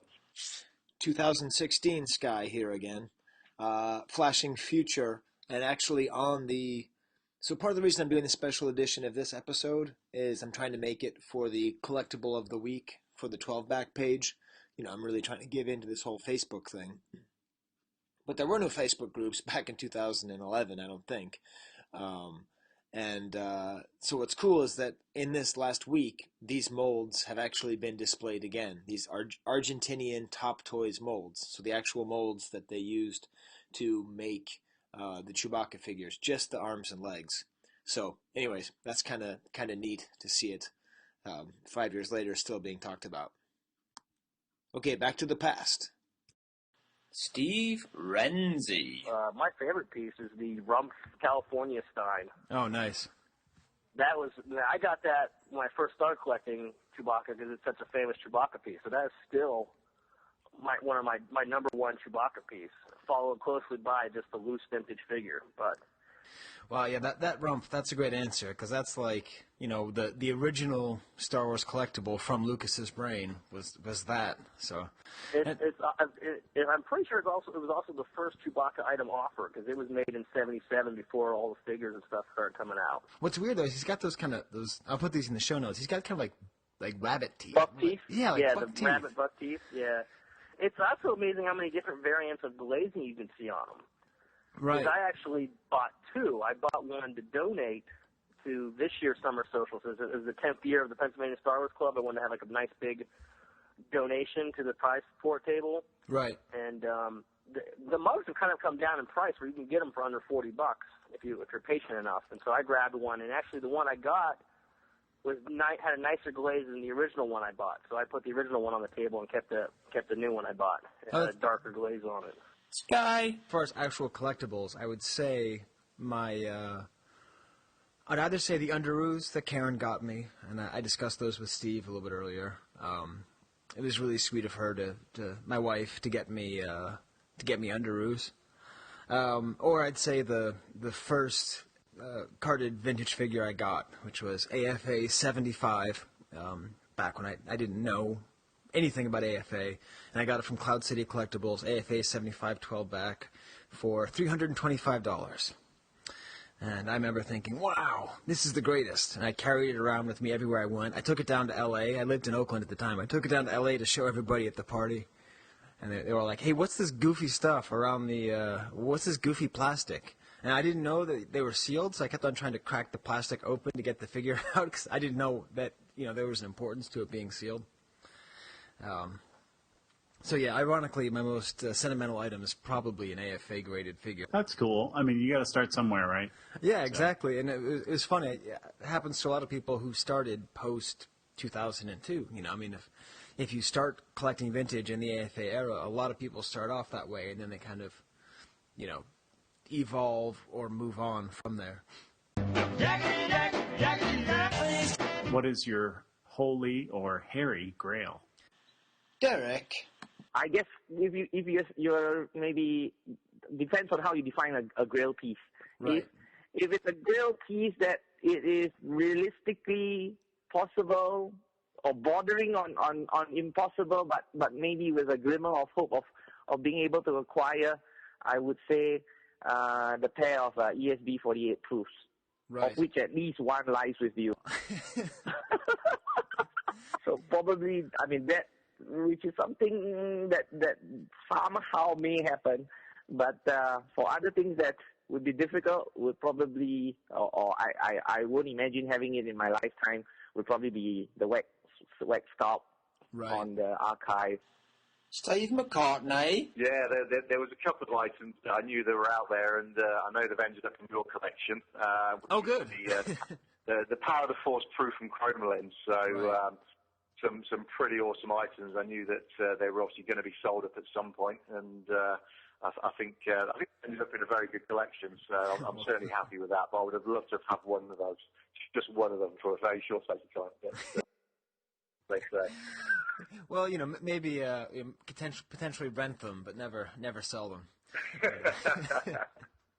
Well, if it's any consolation to you, those were absolutely at the top of my list. So that was. Yeah, I can quite imagine. So if I ever make it over stateside, I'm definitely going to come and see them. Just to hold them once would be pretty cool. So.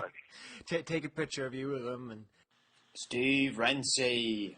I would like to get my first 12 back this year.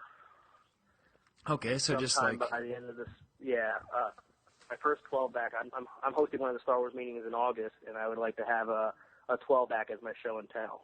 That'd be great. Yeah, and really, because I'm just now dipping into trying to get a vintage run together. It's very dangerous. I have six of them now. So. Skye.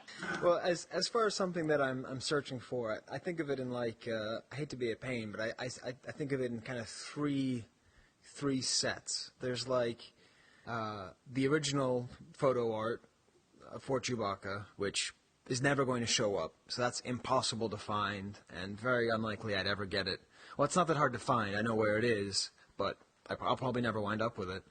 So that's kind of inaccessible. As far as things that exist and I may be able to get in trade eventually one day is a Chromolin of the Endor photo, which Derek has, and we've spoken about it from time to time, and we'll see if we can trade grails someday. Future Skye has got it. And then finally, very very easy to get comparatively is I love a Meccano 12 back.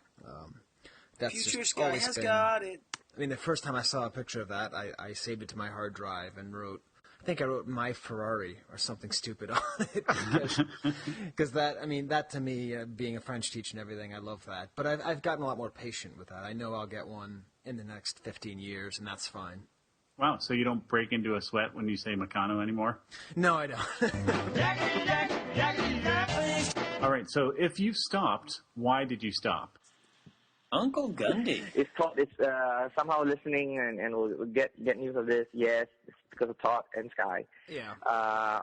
And also I'm lucky in a sense, maybe lucky or unlucky that I have so many focus. So when things get a bit slow or I find competition a little bit keen, then I try to focus on my other focus. Right. If that makes sense. Right. Well, I mean, it's you single-handedly destroy the meaning of the word focus, but I think we all read you. Don't talk back. Do you identify with Chewbacca in any ways?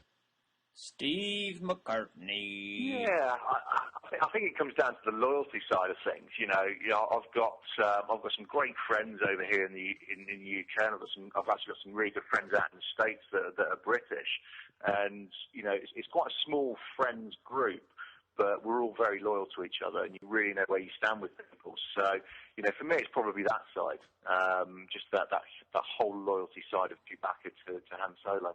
Right. Eric Ho.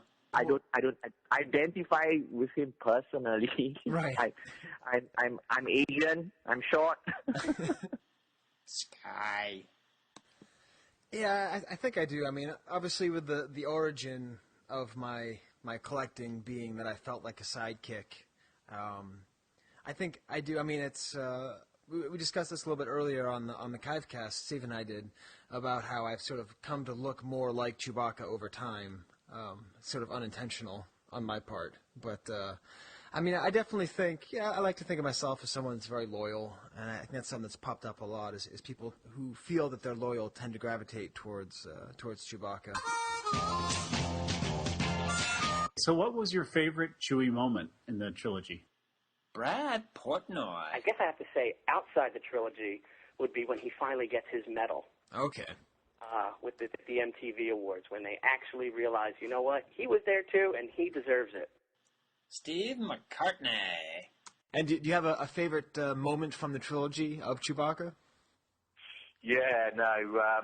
The main one for me was when he was sat on the Millennium Falcon after talking to C-3PO, and he sat back in the chair with his hands behind his head, and Han Solo's just basically said that anybody that beats him at the chess game is going to rip their arms off. Right. And that for me was just absolutely classic. So he just sat there with that grin on his face to say, "Don't mess, you know, I'm going to win." That really brought it home for me as to what he was for a character. He's almost like the gentle giant. I think that's probably the way of looking at it. Right. It's funny because that was your avatar, right? Or maybe it still is the Hasbro figure. It is actually. Yeah, the cartoon version of it. Yeah. Well, it's funny because that figure that Hasbro released of him with his hands behind his head, it's really not that good of a figure. But I must have like 15 of them because I always pick them up when I see him because I love that moment so much. And even though the figure isn't that great, it's one of those things where you're just really happy that even though it's not vintage, at least it's that really great moment. Yeah, it's a great moment in the films, definitely. Steve Rensi. Revenge of the Jedi when he wins the Battle of Endor and saves the Rebel Alliance. There you go. Yeah, I mean, he pretty much single-handedly did that whole thing, as far as I see it. But yeah, when he took that ATST, that was the turning point of the battle. It was. Skye. There's a lot to choose from. I'd have to say the one that always gets me is the mouse droid. Just because that's, I don't know. I mean, I guess you did ask me if I associate with Chewbacca in some way, if I feel like him. Definitely in the morning, like if I stub my toe or something, or I'm notoriously grumpy in the morning. Have you ever experienced that, Bart? Yes, I think I have. I've gotten better at it over the years, but that's just how I always feel, you know. Like sometimes I feel like life is just a series of, you know, people asking you to fill out forms or come in for faculty meetings or, you know, did you do the thing for the taxes or whatever it is. Like all of life can just become, you know, and just every once in a while you want to let out that roar. Yep. So I've taken that to be much more than perhaps Lucas intended it. But yeah, that is a pretty subtle. I mean, it's a nice shutdown, definitely. Like, don't even go there, you know, kind of thing. But yeah, and also that's a subtle moment, I would say. Yeah, but also I mean, to because we're letting Skye off the chain here. I mean, really, a lot of the movies is about the organic versus the metallic versus the inorganic, you know. And so in that one scene, you have Chewbacca, who's like this representation of nature. He doesn't even speak English. He knows a lot about technology, but at the same time, he's, you know, connected to the trees and all that. And he looks like a dog and a monkey and all that. And then you have inside of this big metal robot, you have this little tiny metal robot that shows up. So in some ways, it's the victory of the organic, of the brown against the black and the white, you know. The glossy black, yeah, definitely. Yeah. So, anyways, I'm off the chain this month, Bart. I'm off the chain. I should say. You're stepping into the blue or whatever. Let's see. If I was going to go with a Chewie moment, I would do the roar as the doors close on Hoth. You got to go with that one. I don't know. Yeah. I mean, yeah, it's a billboard moment, I guess, but you really got to feel for it. I mean, when you're talking loyalty and knowing something has gone bad or whatever. Right. Yeah, that was pretty strong. Yeah, no, that's good. Don't talk bad. What is your feeling about Han Solo? Hate him. Could do without the character entirely. No. Skye. Nah, he's all right. You know, for what he is. You know, it's funny that with the exception of I have a 2-pack, a KB Toy Store 2-pack with Han in trench coat with Chewbacca, and that's the only item I own that has Han Solo on it because I don't like it. Like, even though I like that he's loyal and I like that he's a sidekick, it just bugs me to have items that have Han on it as well. So many times, you know, people be like, "Oh, look, there's Chewbacca," and you know, it's got the Han with the gun next to him. Like, nope, don't want it, don't care. So that's my feeling on Han. All right. Now, you didn't even go for that. Wasn't there a modern one, like a movie moment one where they're like back to back? That's the one you're talking about, right? Where Han's got his gun up and he's. Yeah, you know, I did buy that one and I just threw the Han away. Oh, there you go. And I just chucked it right in the trash. I mean, now that I have children, you know, I give them the Han, but yeah, no, like I would get like they made one from Japan just took out the Han, threw it in the trash. There you go. That pretty much validates your answer, right? Yeah. Derek. I never saw collecting Han as a logical. I mean, not logical as a given. Right. When doing a Chewbacca focus, I always felt I don't see Chewbacca as much as a sidekick. Right. To Han as many people would. Brad. I really tried to stay away from that, just because there's so many different variations with that. Chewbacca is one of the few characters, I think, that really stayed Chewbacca the whole way through. You've got your C-3PO with the removable limbs. Mm-hmm. You've got your different Leias. You've got your different R2s. So Chewbacca's been one of those pieces that's really stayed the same, pretty much the same mold all the way through. So it's kind of, not slim pickings, but, a straight through type of character. Right, yeah, there's a kind of, I often think about that whenever I look at a great R2 or a 3PO focus, that as great as it is to have the little variations, visually it is kind of disrupting to have it be, to have it switch in Empire to the different card back. And even though you have the second photo art with Chewie, that can kind of, somehow that always winds up being it's like kind of like the end. It's like the last chapter as opposed to half and half. But how do you feel about other Chewbacca collectors? Hey, Derek? It's tough having competition. Right. But at the same time, I mean, you do want to collect something else that, frankly, other people, covert or want. Right. Because if you were collecting something that nobody cared for, there wouldn't be much point, I guess. Or it might be, I don't know, because I do so many focus now. I've come to the stage where I do collect characters that nobody really much cares for. But I think I'm okay with most Chewbacca collectors, probably because I'm not collecting as strongly as I was before, and I'm genuinely happy to see guys score really cool stuff recently, and I think like some of the other Chewbacca collectors have also, I mean, even contact me about things they've gotten hold of. Not to show off or anything, but just, more to share the joy of having found it. And I'm sincerely happy, and some stuff are really pretty cool. And I think it's also got to do that, I mean, sometimes maybe because the same point that you raised, that because we've been collecting for quite some time now, I'm happy to see not just Chewbacca items, but things that go into collections where it's really appreciated, and that's also maybe probably part of the reason why I'm reluctant to sell, and I sell very selectively, because I don't. It's not because somebody gets something from me and subsequently flips it for a lot more money, but it's more that I reluctantly part in an item because I think you appreciate it and that it will fall into your collection for some time to come. Right. It won't be like there for a month and then 2 months later you lose focus, or you give up on the hobby altogether, or you give up on your focus, and then I see it, broken up or selling piecemeal, and then I don't know. It's just frustrating. Right. That, I just don't know how to describe it. But, okay, like in the case of the 48 back, when I heard that it was available, the ESB 48, I think Todd got hold of it first. Right. Yep. Yeah, it was Brad had it, the Chewbacca collector who we're also going to interview. Brad had it, and then he listed it. And he listed it fairly low, and Todd got it. Yeah. And then you and I both looked at the computer and went, no! I just felt that, when that came up for sale and I missed it, my first thought in my mind was, it was surprising.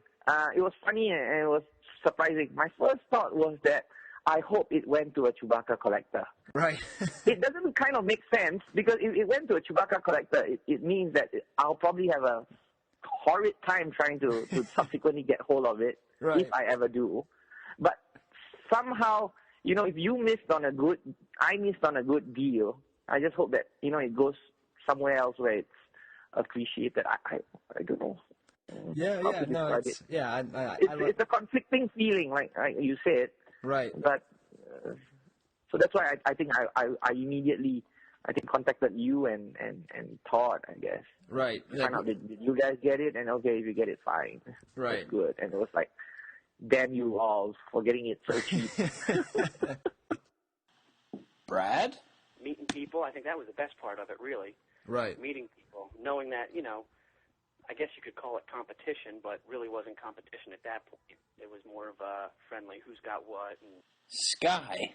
I think, too, it's all, a lot of it's a question of time. I think where, because I remember coming up, and especially with Todd and Derek, again, like I still don't feel like I'm definitely nowhere close to their league, but at the same time, I was still competing with them. Like the way that I was introduced to Todd was, or he and Derek had agreed they weren't going to bid on a whole bunch of proofs. And I wasn't in the loop or anything, so I just bid like crazy, and I won all these proofs. There's like 5 of them at once. And they were like, who is this Skyrock? Who is this guy? And they hated me like right off the bat. At C3, Todd came up to me and like, you're Skyrock, But after years, when it became clear that I wasn't just some guy just, raising the prices, that's where I think it became more friendly. Steve Macartney. The camaraderie between the collectors has been pretty good over the years. So there's always been a good bit of banter online. And at the end of the day, it's all about appreciating, what people have got rather than sort of going, oh, he's got something that I need. So right. Yeah, it's all good. It's all good.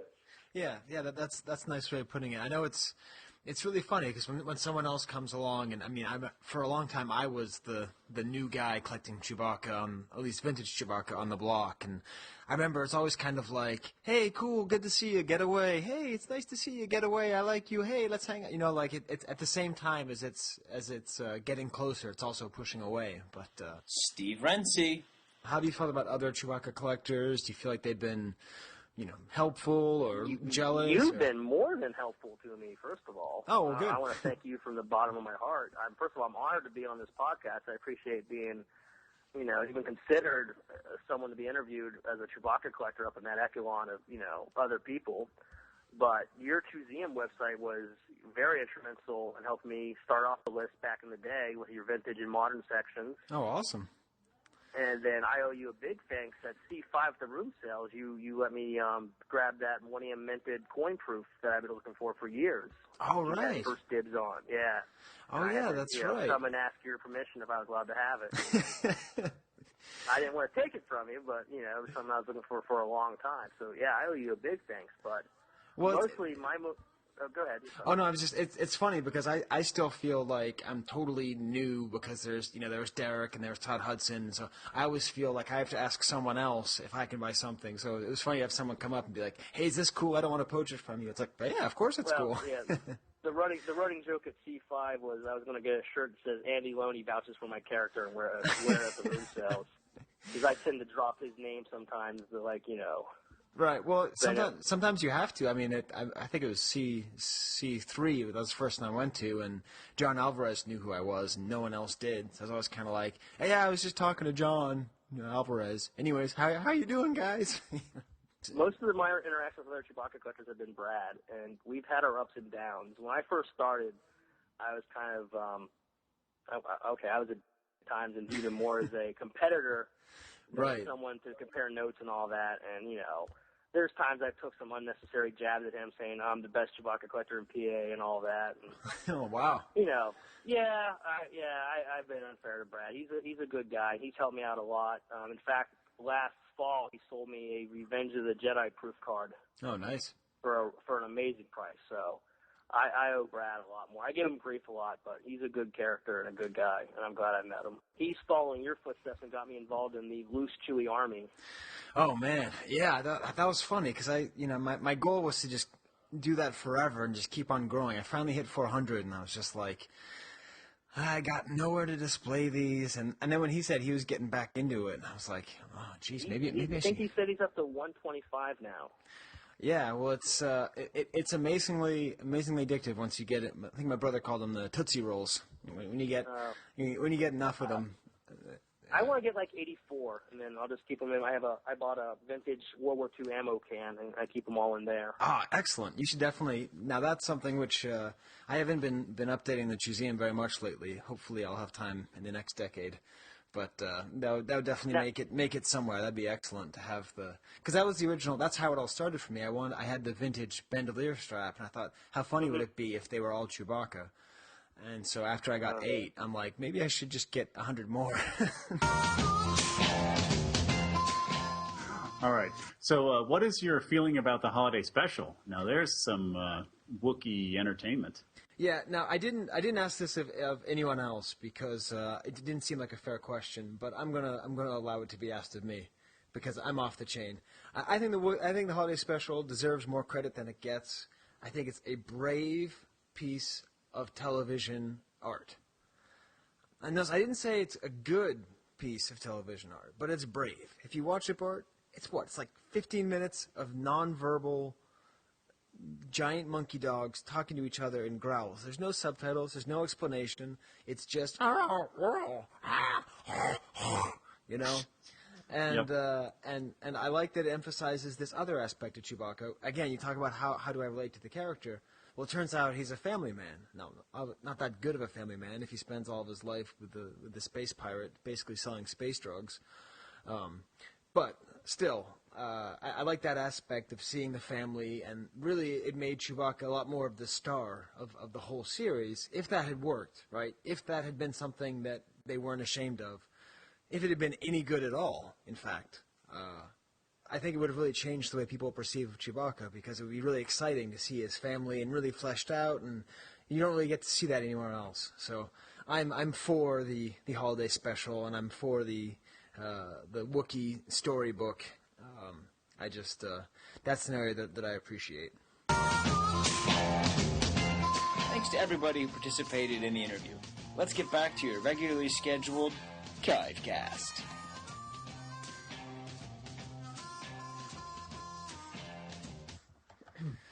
All right, Steve, as always, you are going to have to wait for the show to hear how it all came out. But that's part of the fun for me, yeah. actually. Yeah, it's true. I mean, now that you don't have wacky sound effects put in all over the place. Yeah. Although I will hopefully get some kind of dog sound effect for every time I say that I'm off the chain, which will probably just result in me going, woof, woof, woof. That works. But so let's get into feedback, because that was... All right. If that winds up being as long as I think it is, the show's already going to be... You know, Steve, last month was the longest episode we ever did. I know. It's great. I mean, it seemed like it went just fine. Yeah, it went just fine. You know, it's funny because podcasting serves two functions. One is it's entertainment, and the other is it gets you places. You know, like when I was mowing the lawn the other day, you know, like I was happy I had a podcast that was a half hour, and I was happy to hear it. But I wished it was half an hour longer, so I didn't have to stop my lawnmower and find another podcast, you know, to listen to. So hopefully Chivecast will get you to work, get you back, and then, you know, get you halfway through doing the dishes. But feedback. So why don't we start with just some of the Rebel Scum feedback? Okay. The main thing I noticed was people definitely seem to like the raw format. Yeah. And Scott Bradley, who is our, if you remember back a couple episodes, Scott Bradley is sort of our Canadian correspondent. Yeah. And he commented on a few things, including what Joe talked about with the R2-D2 reliable banks. Right, So, right. Steve, do you want to read what Scott Bradley said in a Canadian accent? I don't know if I can pull the Canadian accent. I'm drinking a Labatt's. Maybe I should do it, but no. Maybe. Go ahead. I don't think I can imitate Scott quite right, but okay. All right. Let's see. Regarding the reliable R2 bank, it was first available in Canada in the late 70s, 79 at least. It was also available well into the 80s too, and he has a really great shot of all these other toys with that R2 bank in there. It's actually from a catalog. It's a catalog photo. And let's see. That'll be in the show notes, of course. Yes. Now this is a great comment about bootlegs. Yeah, Scott says, if you're like me, sometimes think that the companies who produce bootleg items are these shady back alley type organizations who are at the ready to scramble should any police or legal entity come within 100 yards of their workings. But that's not the case with many of these organizations. Reliable is actually a very old toy maker in Canada.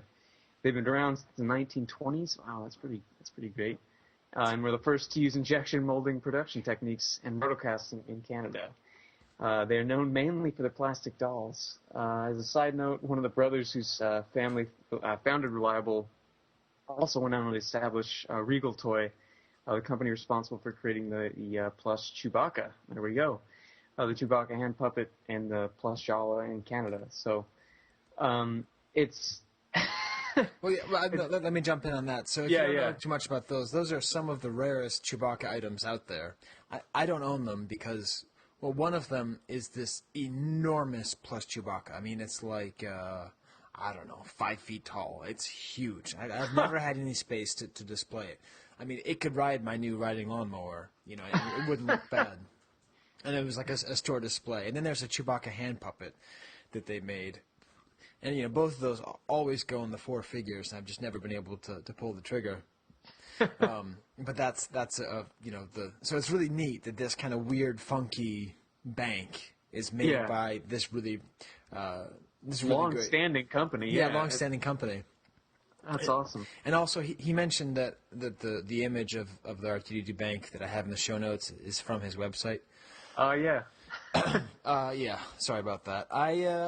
Let me tell you the process of show notes. I edit the entire show. I put it up, and then I roll my eyes and I hit my head against the keyboard, and I scream some profanities, and I go, time to put out the show notes. It's definitely the least enjoyable thing of doing this whole process because I got to go find the thing and upload them, and it takes a couple seconds and attach to the thing, and it's getting better now. But in general, the first picture I find, I just throw up there. But I will include, if I ever take anything again I'm going to try to include more credits where credits due. So definitely go to Scott's website, which we will link. We'll have a permalink on the right because he's just great. And then he goes on to actually talk about leisure vision, right? Which is what Joe talked about, that he was just getting these new things he'd never heard of. Now, again, I really wanted... I wish we weren't so raw, because I wanted to find that clip from Train Spotting where he talks about leisure is my pleasure. Remember that, Steve? Oh, yeah, that's right. Well, actually, leisure is my pleasure. But anyways, so the leisure vision, and he mentions that, and he includes the pictures, and we'll put those up too, that they had Space Attack and Space Vulture games, and they were sort of mid-priced, and they debuted in 1982. And just for comic effect, I would like to read all of the games available on Leisure Vision, if I can find it amongst all of my open windows here. Oh man! I got it right here. Oh, you got it? Okay. Yeah. All right, here we go. So we have Missile War, Space Mission, Ocean Battle, Football, Space Attack, Space Squadron, Space Vultures. That's getting a little more descriptive. Yeah, Space Vultures is great. Robot Killer, Alien Invader, Breakaway, and I think this last one is my absolute favorite, Crazy Gobbler. Gobbler. Yeah, that's great. That's what I wanted, the whole thing, Crazy Gobbler. I assume that's some kind of Pac-Man knockoff, but... Or it could be a turkey hunting game, and you never know. That's true. That's a good call, Steve. Crazy Gobbler. Yeah, so that was some good information. Yeah. Also on the Rebel Scum reply, man, Jared is out of control. Man. So he's off the leash, man. He is definitely off the leash. So we didn't have anything for him to do last month. I thought maybe like the image of Chris Joe-Gulius in a Tim Lincecum jersey, but I thought that would just annoy Steve too much. This one I'm thinking maybe, like Chewbacca, like, the Jesse Owens picture from the Olympics, But anyways, with the metal, but I don't know. We'll see what he does there. But he went all out, and he created an entire mythology and production process for Klaatu Skiff Guard. What did he make, Steve? Well, let's see. That figure he meant, or the character he mentioned last time, the B-wing pilot in Skiff Guard disguise, which he'd already given a great story about the movie involvement. Right. He goes on to unveil the story of a completely unproduced figure that it's just classic. He's got the hard copy. He's got a proof card. On Revenge, he went so far as to say it was on a Revenge proof card, meaning it was a very important character early on in the development of Return of the Jedi.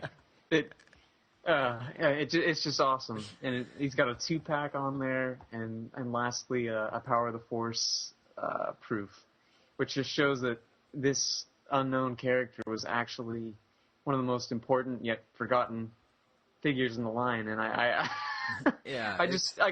saw the first picture. I'm like, oh man, what is this gonna be? I just kept scrolling down and scrolling down. Like my jaw hit the floor. It was hilarious. Yeah, real dedication. And to be honest, I mean, sometimes the best way to teach something is to just create a hypothetical situation.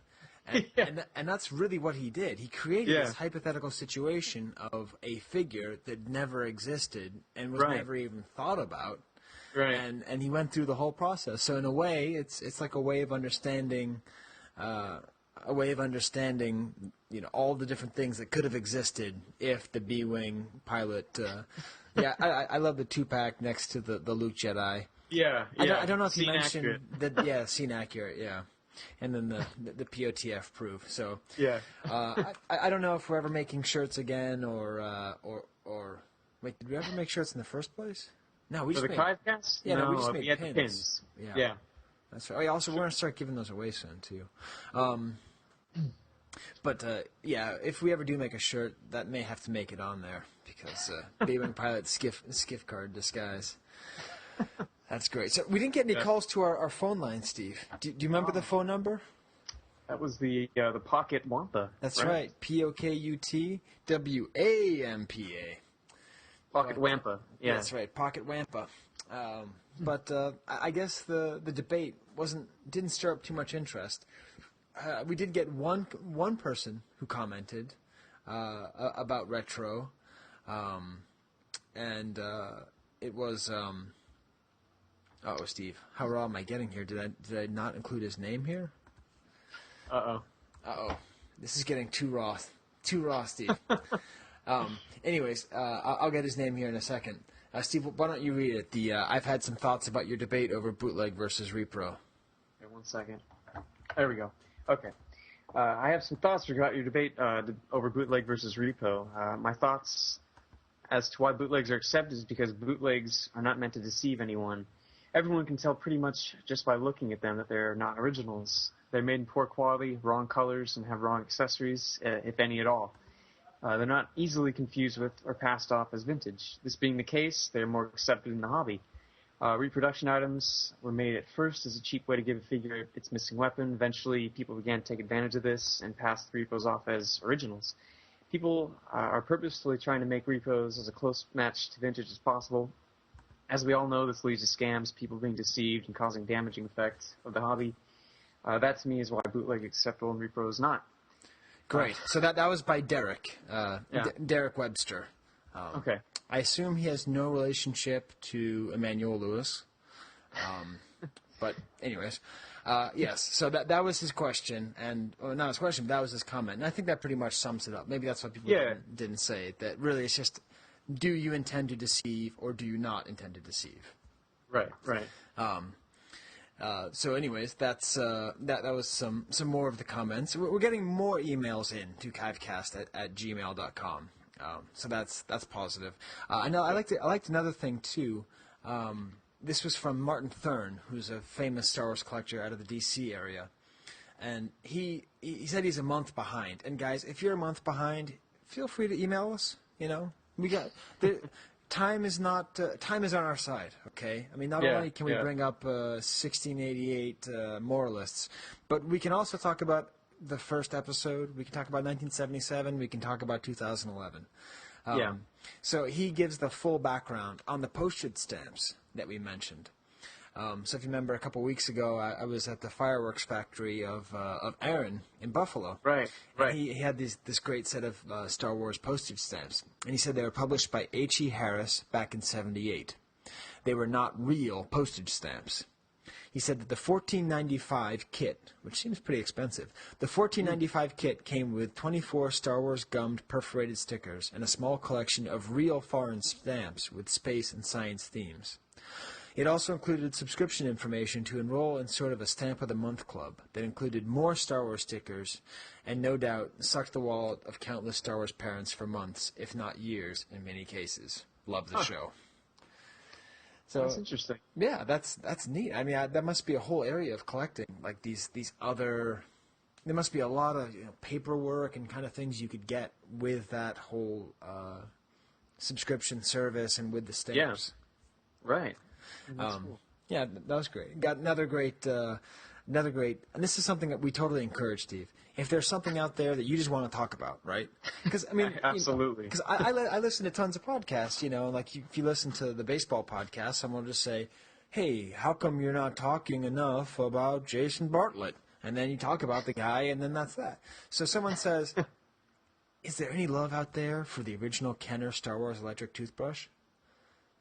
So I ask you, Steve, is there any love out there for the original Kenner Star Wars electric toothbrush? Well, there's got to be some. I mean, I can't say I've ever owned one, but we might as well give it some love now, right? Exactly. We're just going to love it to death, Steve.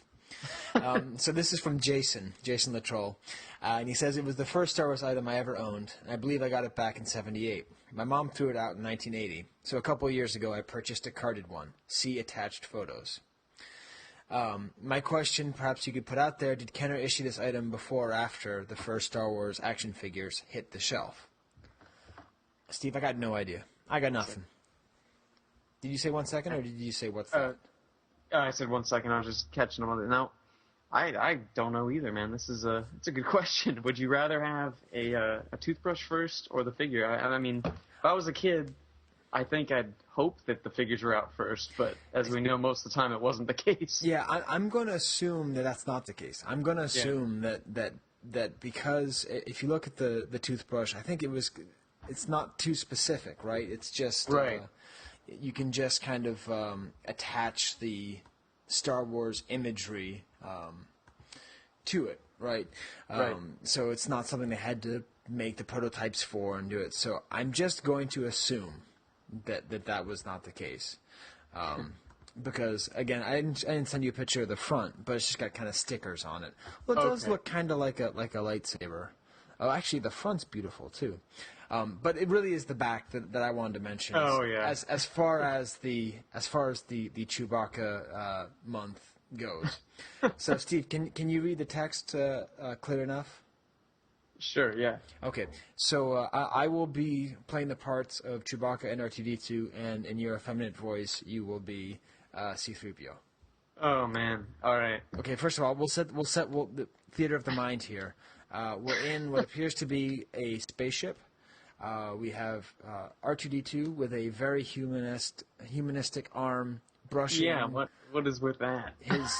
The front of his dome. Okay, he's polishing his dome. Okay. R2, what are you doing? Bluzz, bop, bloop. Brushing your teeth. R2, honestly, droids don't brush their teeth. Humans brush their teeth after they eat. Bleep? Why? R2, sometimes I wonder about you. Click. Okay, and then there's a readout. Bleep. Humans brush their teeth for two primary reasons: to look pleasing to other humans. 2, to avoid the unpleasantness of cavities. This method has been successful because brushing removes food particles that unite with germs in the mouth to cause cavities. Anyways, it goes on, and then it says, the important parts of the process are, number 1, see a human specialist called a dentist for cleaning and repairing of teeth. 2, use dental floss for additional teeth cleaning. This is very important because humans and their teeth are not as easily to replace as computer parts or droid bodies. Blurm. Oh, man. Very good, R2. I think I'll try this myself. It looks like fun. See, I was saying you had to get at least one Skye Chewbacca growl in the show, and I was going to wait till the end. Here we go. Oh, hi, Chewie. So Chewbacca is now brushing his fangs. R2, do we have any more toothbrushes? Beep, baleep, creep, wee, gra, gra, gra, gra, gra. They didn't really get creative with end. that. Oh, wow. That is quite amazing. Yeah, it's great. It's got Chewbacca brushing his teeth, which, again, that image, I need to get one of these now. If anyone has any extras of these, let us know, because I need to get a high-res scan of C-3PO looking at Chewbacca saying, "Oh, hi, Chewie," with Chewbacca brushing his teeth. Because taken out of context, it's like, what? And then R2-D2... Something is not quite right about that. Yeah. Oh, hi, Chewie. And even in the early pictures, the way Chewbacca's not there, and then he is there, and it's just his head. Right. I mean, where is he standing? Is he standing inside the computer? Where has he been this whole time? If you look at the third panel, he is literally not as tall as C-3PO. Right. Yeah, anyways. So, yes. To answer your question, Jason, is that enough love for the Star Wars toothbrush? Because I did not think much about it before, and now I want to own one. So, yeah, that's there's your answer, Jason. Let's see here. What else did we get as far as feedback? I did have did have some good news. I would also like to say, I'm not particularly that good at being. I'm not a flake, right? Would you say I'm a flake, Steve?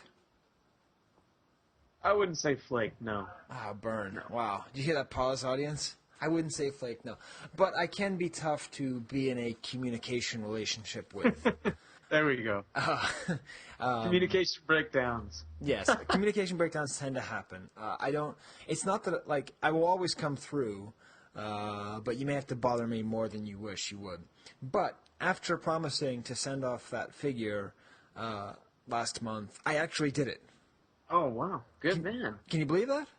That's great. Yeah. So, anyways, if you didn't listen to the episode, someone emailed and said, what do you think about recards versus original figures? And I said, well, we talked about it, and I said, well, you know what? Why don't you just get a real figure and see if you can feel the difference versus a recard? And so I said, I'll just send you this extra Tri-Logo Emperor I have. So he just emailed me today, and Chris replied, "Thanks again, man. I can't thank you enough for the Emperor. It came in yesterday on the most perfect day, the 34th anniversary of Star Wars." Huh. Total coincidence. Yeah. I found a perfect spot for the Emperor. I'll be placing him right next to my vintage POTF B-Wing pilot. Oh, man. What a way to... I mean, that is like the Chivecast display case. A couple of weeks ago, I was over at my friend's house, and he had a reproduction Darth Vader 12-back. This was my chance to search my feelings on this, and all I have to say is that it did not feel right. As it sat in my hands, I did not get the same feelings I got when I received my first carded vintage figure. It didn't have that smell, dents, bent card back, creases, yellowed bubble, and discoloration. To sum it up, it didn't have character or a story behind it. I'm going to stay pure to true vintage and not soil it, and now I see it more with the Emperor. That piece is beautiful, just the way it's smashed bubble and all. So thanks again, and keep up the great work on the show. Wampa Wampa.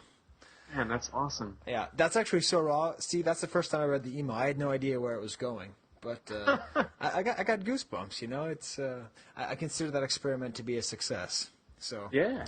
Totally. Because you don't have to villainize recards to put them down. All you have to say is, man, the real thing is that awesome that once you see it, you'll know. Yeah, that's great. Yeah. So thanks for getting back, Chris. And I sent him a couple of the Wampa pins, and we're gonna have to figure out a way to send those out too, if anyone's interested. Might as well just do it now. Hey, if you want a Wampa pin, you can just email chivecast@gmail.com, and I probably won't be as lickety-split with it as I was with Chris, but I'll hopefully send out a package within the next month if you want a Wampa pin, because we have extras, and hey, you're listening. Yeah, that sounds like a good plan. And I think I may even have a couple extras too. I'll have to check. But if I do, if you have more that you need to send out, just let me know, and I can send some too. Yeah. And also, speaking of being kind of a flake, there's some more emails in here that I haven't really gotten to. So that wasn't such a good move. Like, for instance, Ollie, our friend from France, had a really good idea for a Limelight drop from Alan Parsons. And he even included an MP3. It was really nice of him, and he sent it in March. So, Ollie, merci bien. So, we will get to that eventually. We haven't actually had a Limelight, but we appreciate that. And then also a Frat Boy, who's been a faithful listener, proposed maybe doing some of the kind of like research work for the Market Watch stuff. But it was at the exact moment that you kind of found your groove with it, so I didn't really know how to answer him. And as often, whenever I don't really know how to react, I just kind of don't answer. So, anyways, we'll get back to you eventually on that. But if in the event that you feel like you haven't gotten a response from us, feel free to email and bug me again. Off the chain, Steve. It's funny, though, because right now it doesn't feel like we've talked that much about Chewbacca, but that's just because we haven't listened to the insanely long interviews. Yeah. Oh, man. But I think that pretty much brings us to the end.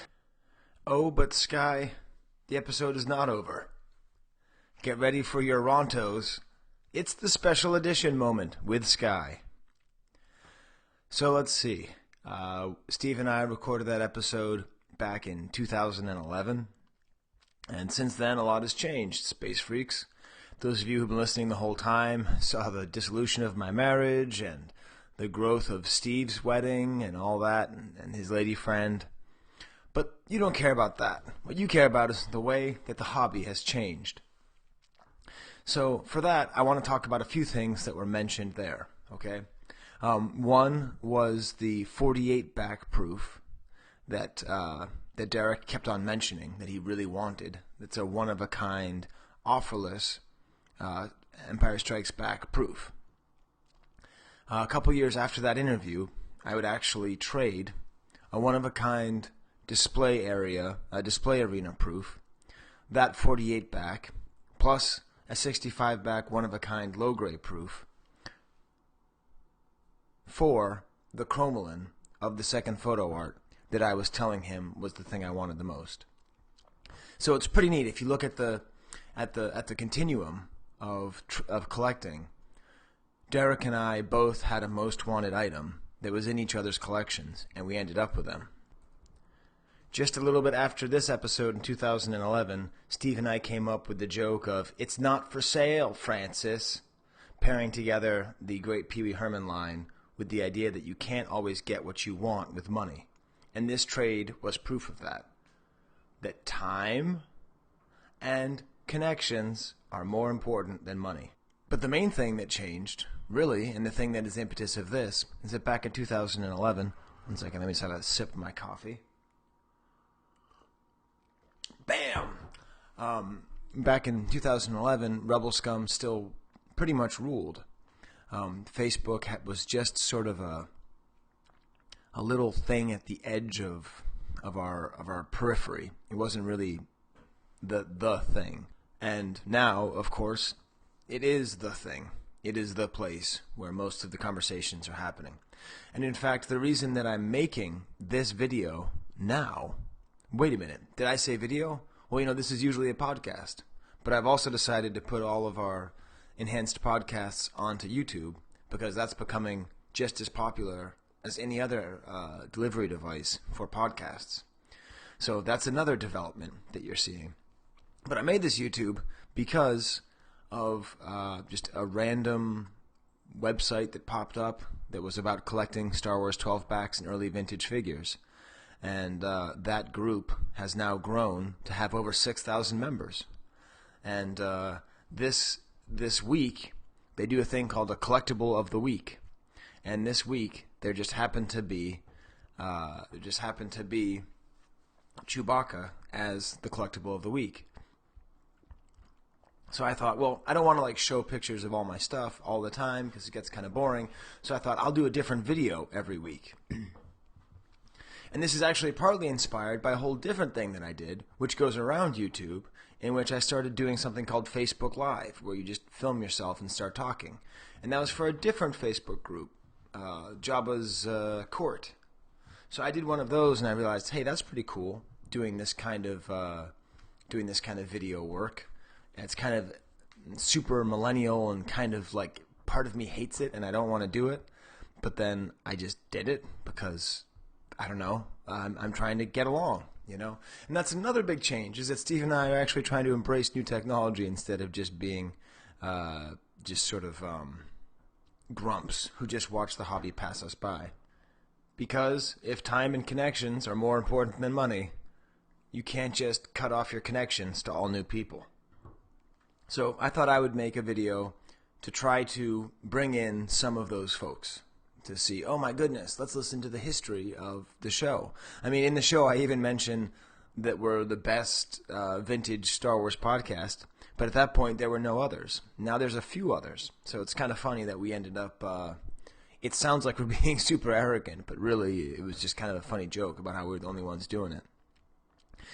So this Facebook thing, I think it's actually, you know, we talk about whether or not it's good or bad, and we'll talk about it on the show. But this collectible of the week thing is interesting because it prompts people to show things. So because this is a Chewbacca month, I figured I would just go through and look at some of these things and discuss them. So first of all, I'm just clicking on collectible of the week here. And what do we see? We see a couple clipper Chewbaccas that I'd never seen before. But one of them is a Dutch one with a white text box. I have seen those before. But another is a Return of the Jedi 48 back Nien Nub offer with the sticker. So that's one thing that's really cool is they show up. Then Bruce White put a picture up of all of his Chewbacca paintings, and that's pretty beautiful. Let's see, Joseph Iglesias, who's been sort of in and out of the hobby conversation for the past 5 years. If you're listening to the show in order, you're going to hear a lot more from him in the next 10 episodes, and then you're not going to hear from him again in a long time. A pretty interesting prop showed up that comes from a film producer and an author who's decided to focus on Chewbacca. So that's a little bit frustrating to me because that means I'm going to have more competition. But as I said in the show, it's fun having more competition. Another change is actually that Steven Macartney is out, but then a different British guy came in, and that's James Martin. And it's been interesting for me. I don't think I've ever really told him this, but he really represented for the whole Facebook generation the premier Chewbacca collector. And that's one of the changes that's happened in the last 5 years, is you really have to be present on Facebook if you want to be offered nice things. Because what happens is the Chewbacca thing shows up, and then whoever knows that you like Chewbacca tags you, and then all of a sudden, you're able to find the picture and buy the thing. Well, when I was, sitting there thinking I was too good for Facebook, all of those links were not going to me. And so I just said, well, I better ingratiate myself. And of course, the moral of the story is all those people are great. They just weren't communicating the way I was used to. And so because of that, the other grail that I talk about in the show is the Meccano 12-back, which, as I said earlier, I actually managed to get. So that's really fun. And that was actually the subject of the Facebook Live video that I did. Derek Ho is still holding on strong with some Top Toys hard copies. And actually another newer collector showed, Roger Firm, showed the mold from Top Toys in Argentina. So it's pretty fun because I think all of those at one point were in Todd Hudson's collection, and then when he sold out, there's like a diaspora of Chewbacca items. Of course, Gus showed off the wax sculpt, which I don't talk about because it makes me too jealous. Good old Brad Portnoy is still showing off new and interesting items, really funny and weird stuff. That's what he likes to focus on. He showed a couple things that I had never actually seen before. Although I'm looking on Facebook right now, and I'm not seeing them. Where is it, Brad? Huh? Where is it? Where'd it go, Brad? I can't find it. Oh, wait a minute. Am I making some kind of metaphor here? Am I making some kind of thing about the difficulty of Facebook? You know, I am. Because once you can't find something, it's like you can never find it. Whereas on the old forums, you could find it and it's really searchable. So I am sorry, Brad, that you actually are becoming a punchline. I actually cannot find the cool things that you put up there. So maybe we'll have you on another episode sometime soon. And then the final thing I'm going to end it with is actually a note from Sean Lemcool, who is a newer collector, at least in terms of being a part of the community, who with his brother have been out chasing down all kinds of prototypes in Cincinnati. All the stuff that show favorites like Chris Georgoulias and Ron Salvatore and Fluffy were not able to dig up. So there's this whole new crew of Raiders of Cincinnati, and it's created this really interesting dynamic and competition, and everything's super exciting again. And do you know when you can hear about that? Why, you can hear about that in episode number 79, which Steve and I are going to record next week in 2016. So it's just kind of fun seeing how all these things circle back. Sean actually shows this really weird measurement, what appears to be a measurement for a hard copy for the Chewbacca figure. Like it's all, you know, body length and width, and it's very strange. So that's all the stuff that's been happening in the last 5 years. And it's really exciting, and it's a great time to be collecting. Of course, the market exploded when I recorded that in 2011 with Steve. It was when the only thing that was new in Star Wars was Clone Wars. And we had no idea that there would be a movie called Rogue One coming out in less than a week. And we certainly didn't know that episode 7, 8, 9 would be coming out. So, exciting time. All right, I better stop this. I'm off the chain again, but I'm not going to find the sound effect because I got to make pancakes for my kids. All right. Back to Steve and my original outro. Yeah, that sounds about right. I was hoping that we'd be able to talk about fantasy baseball a little bit, Steve. Well, that's always kind of a dread for the reject squad. Yeah. There was one point where I doubled up Steve's score, and I'm just happy that I don't think it's going to last long, Steve. But I am in first place right now in the league. I don't think. I'm not in last. I'm not in last. And you're not in last. So this is pretty much the best you can expect from us. But I'm pretty sure I'm going to be overtaken by next month if I had to judge based on my squad.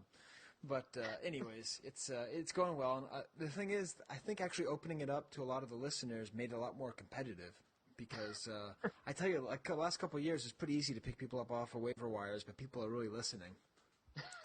And the only other last thing I'd say is that the fantasy baseball podcast that I listen to is actually funny because they started talking about Star Wars kind of randomly, and there reaches points on their podcast where I'm like, all right, shut up, just get back to baseball. And I realize it's the absolute opposite for our podcast. Where people are like, all right, shut up, just get back to Star Wars figures. It all balances out somehow. Yeah, it all balances out. But who's the next figure, Steve, on our list here? Let's see. We got the first. We got Luke. We got the first four. We got the early bird. Got the early bird. And who's officially next? Is it? Oh, Steve, I can't believe you don't know. I'm not good with the order past those first four. I'll be totally honest with you. Oh, Steve, I can't. It's like you're. I mean, I can't believe you don't know. How can you possibly not know? I mean, it's like I'm stalling right now, but I'm not. You don't know who comes next? I'm having a bad time right now. No. Yeah. So Chewbacca's assortment number is 38210, and 38220 is the droid who's wondering why Chewbacca's brushing his teeth. It is C-3PO. Oh, there we go. Okay. So yeah, actually I didn't know that either, Steve. I just know the first 4. You're just trying to make me feel like I'm oh my god. No, I'm having an oh my god. Yeah, no, I was stalling. I'm like, Steve, how can you not know that? Look it up. Yeah. That's the problem. Like, if we weren't recording this together, you'd probably be like hitting me in the side or something, or like looking at me like, what are we doing here? But yeah, it doesn't translate. Yeah, so right. BC-3PO, the opposite of Chewbacca in many, many ways. Right. But they both enjoy brushing their teeth. So, absolutely. Awesome. Well, thank you very much, Space Freaks, for passing another enjoyable couple hours with us here, talking about vintage Star Wars collectibles. Do you have anything to say before we wampa out, Steve? Other than the traditional audios, that's it. All right, wampa wampa. This podcast is not endorsed by Lucasfilm Limited, Hasbro Toys, or 20th Century Fox, and is intended for entertainment and information purposes only. The official Star Wars site can be found at www.starwars.com. The official Hasbro site can be found at www.hasbro.com. Star Wars, all names and sounds of Star Wars characters and any other Star Wars related items are registered trademarks and or copyrights of Lucasfilm Limited or the respective copyright and trademark holders. All original content of this podcast is the intellectual property of the Star Wars Collectors Archive, unless otherwise indicated.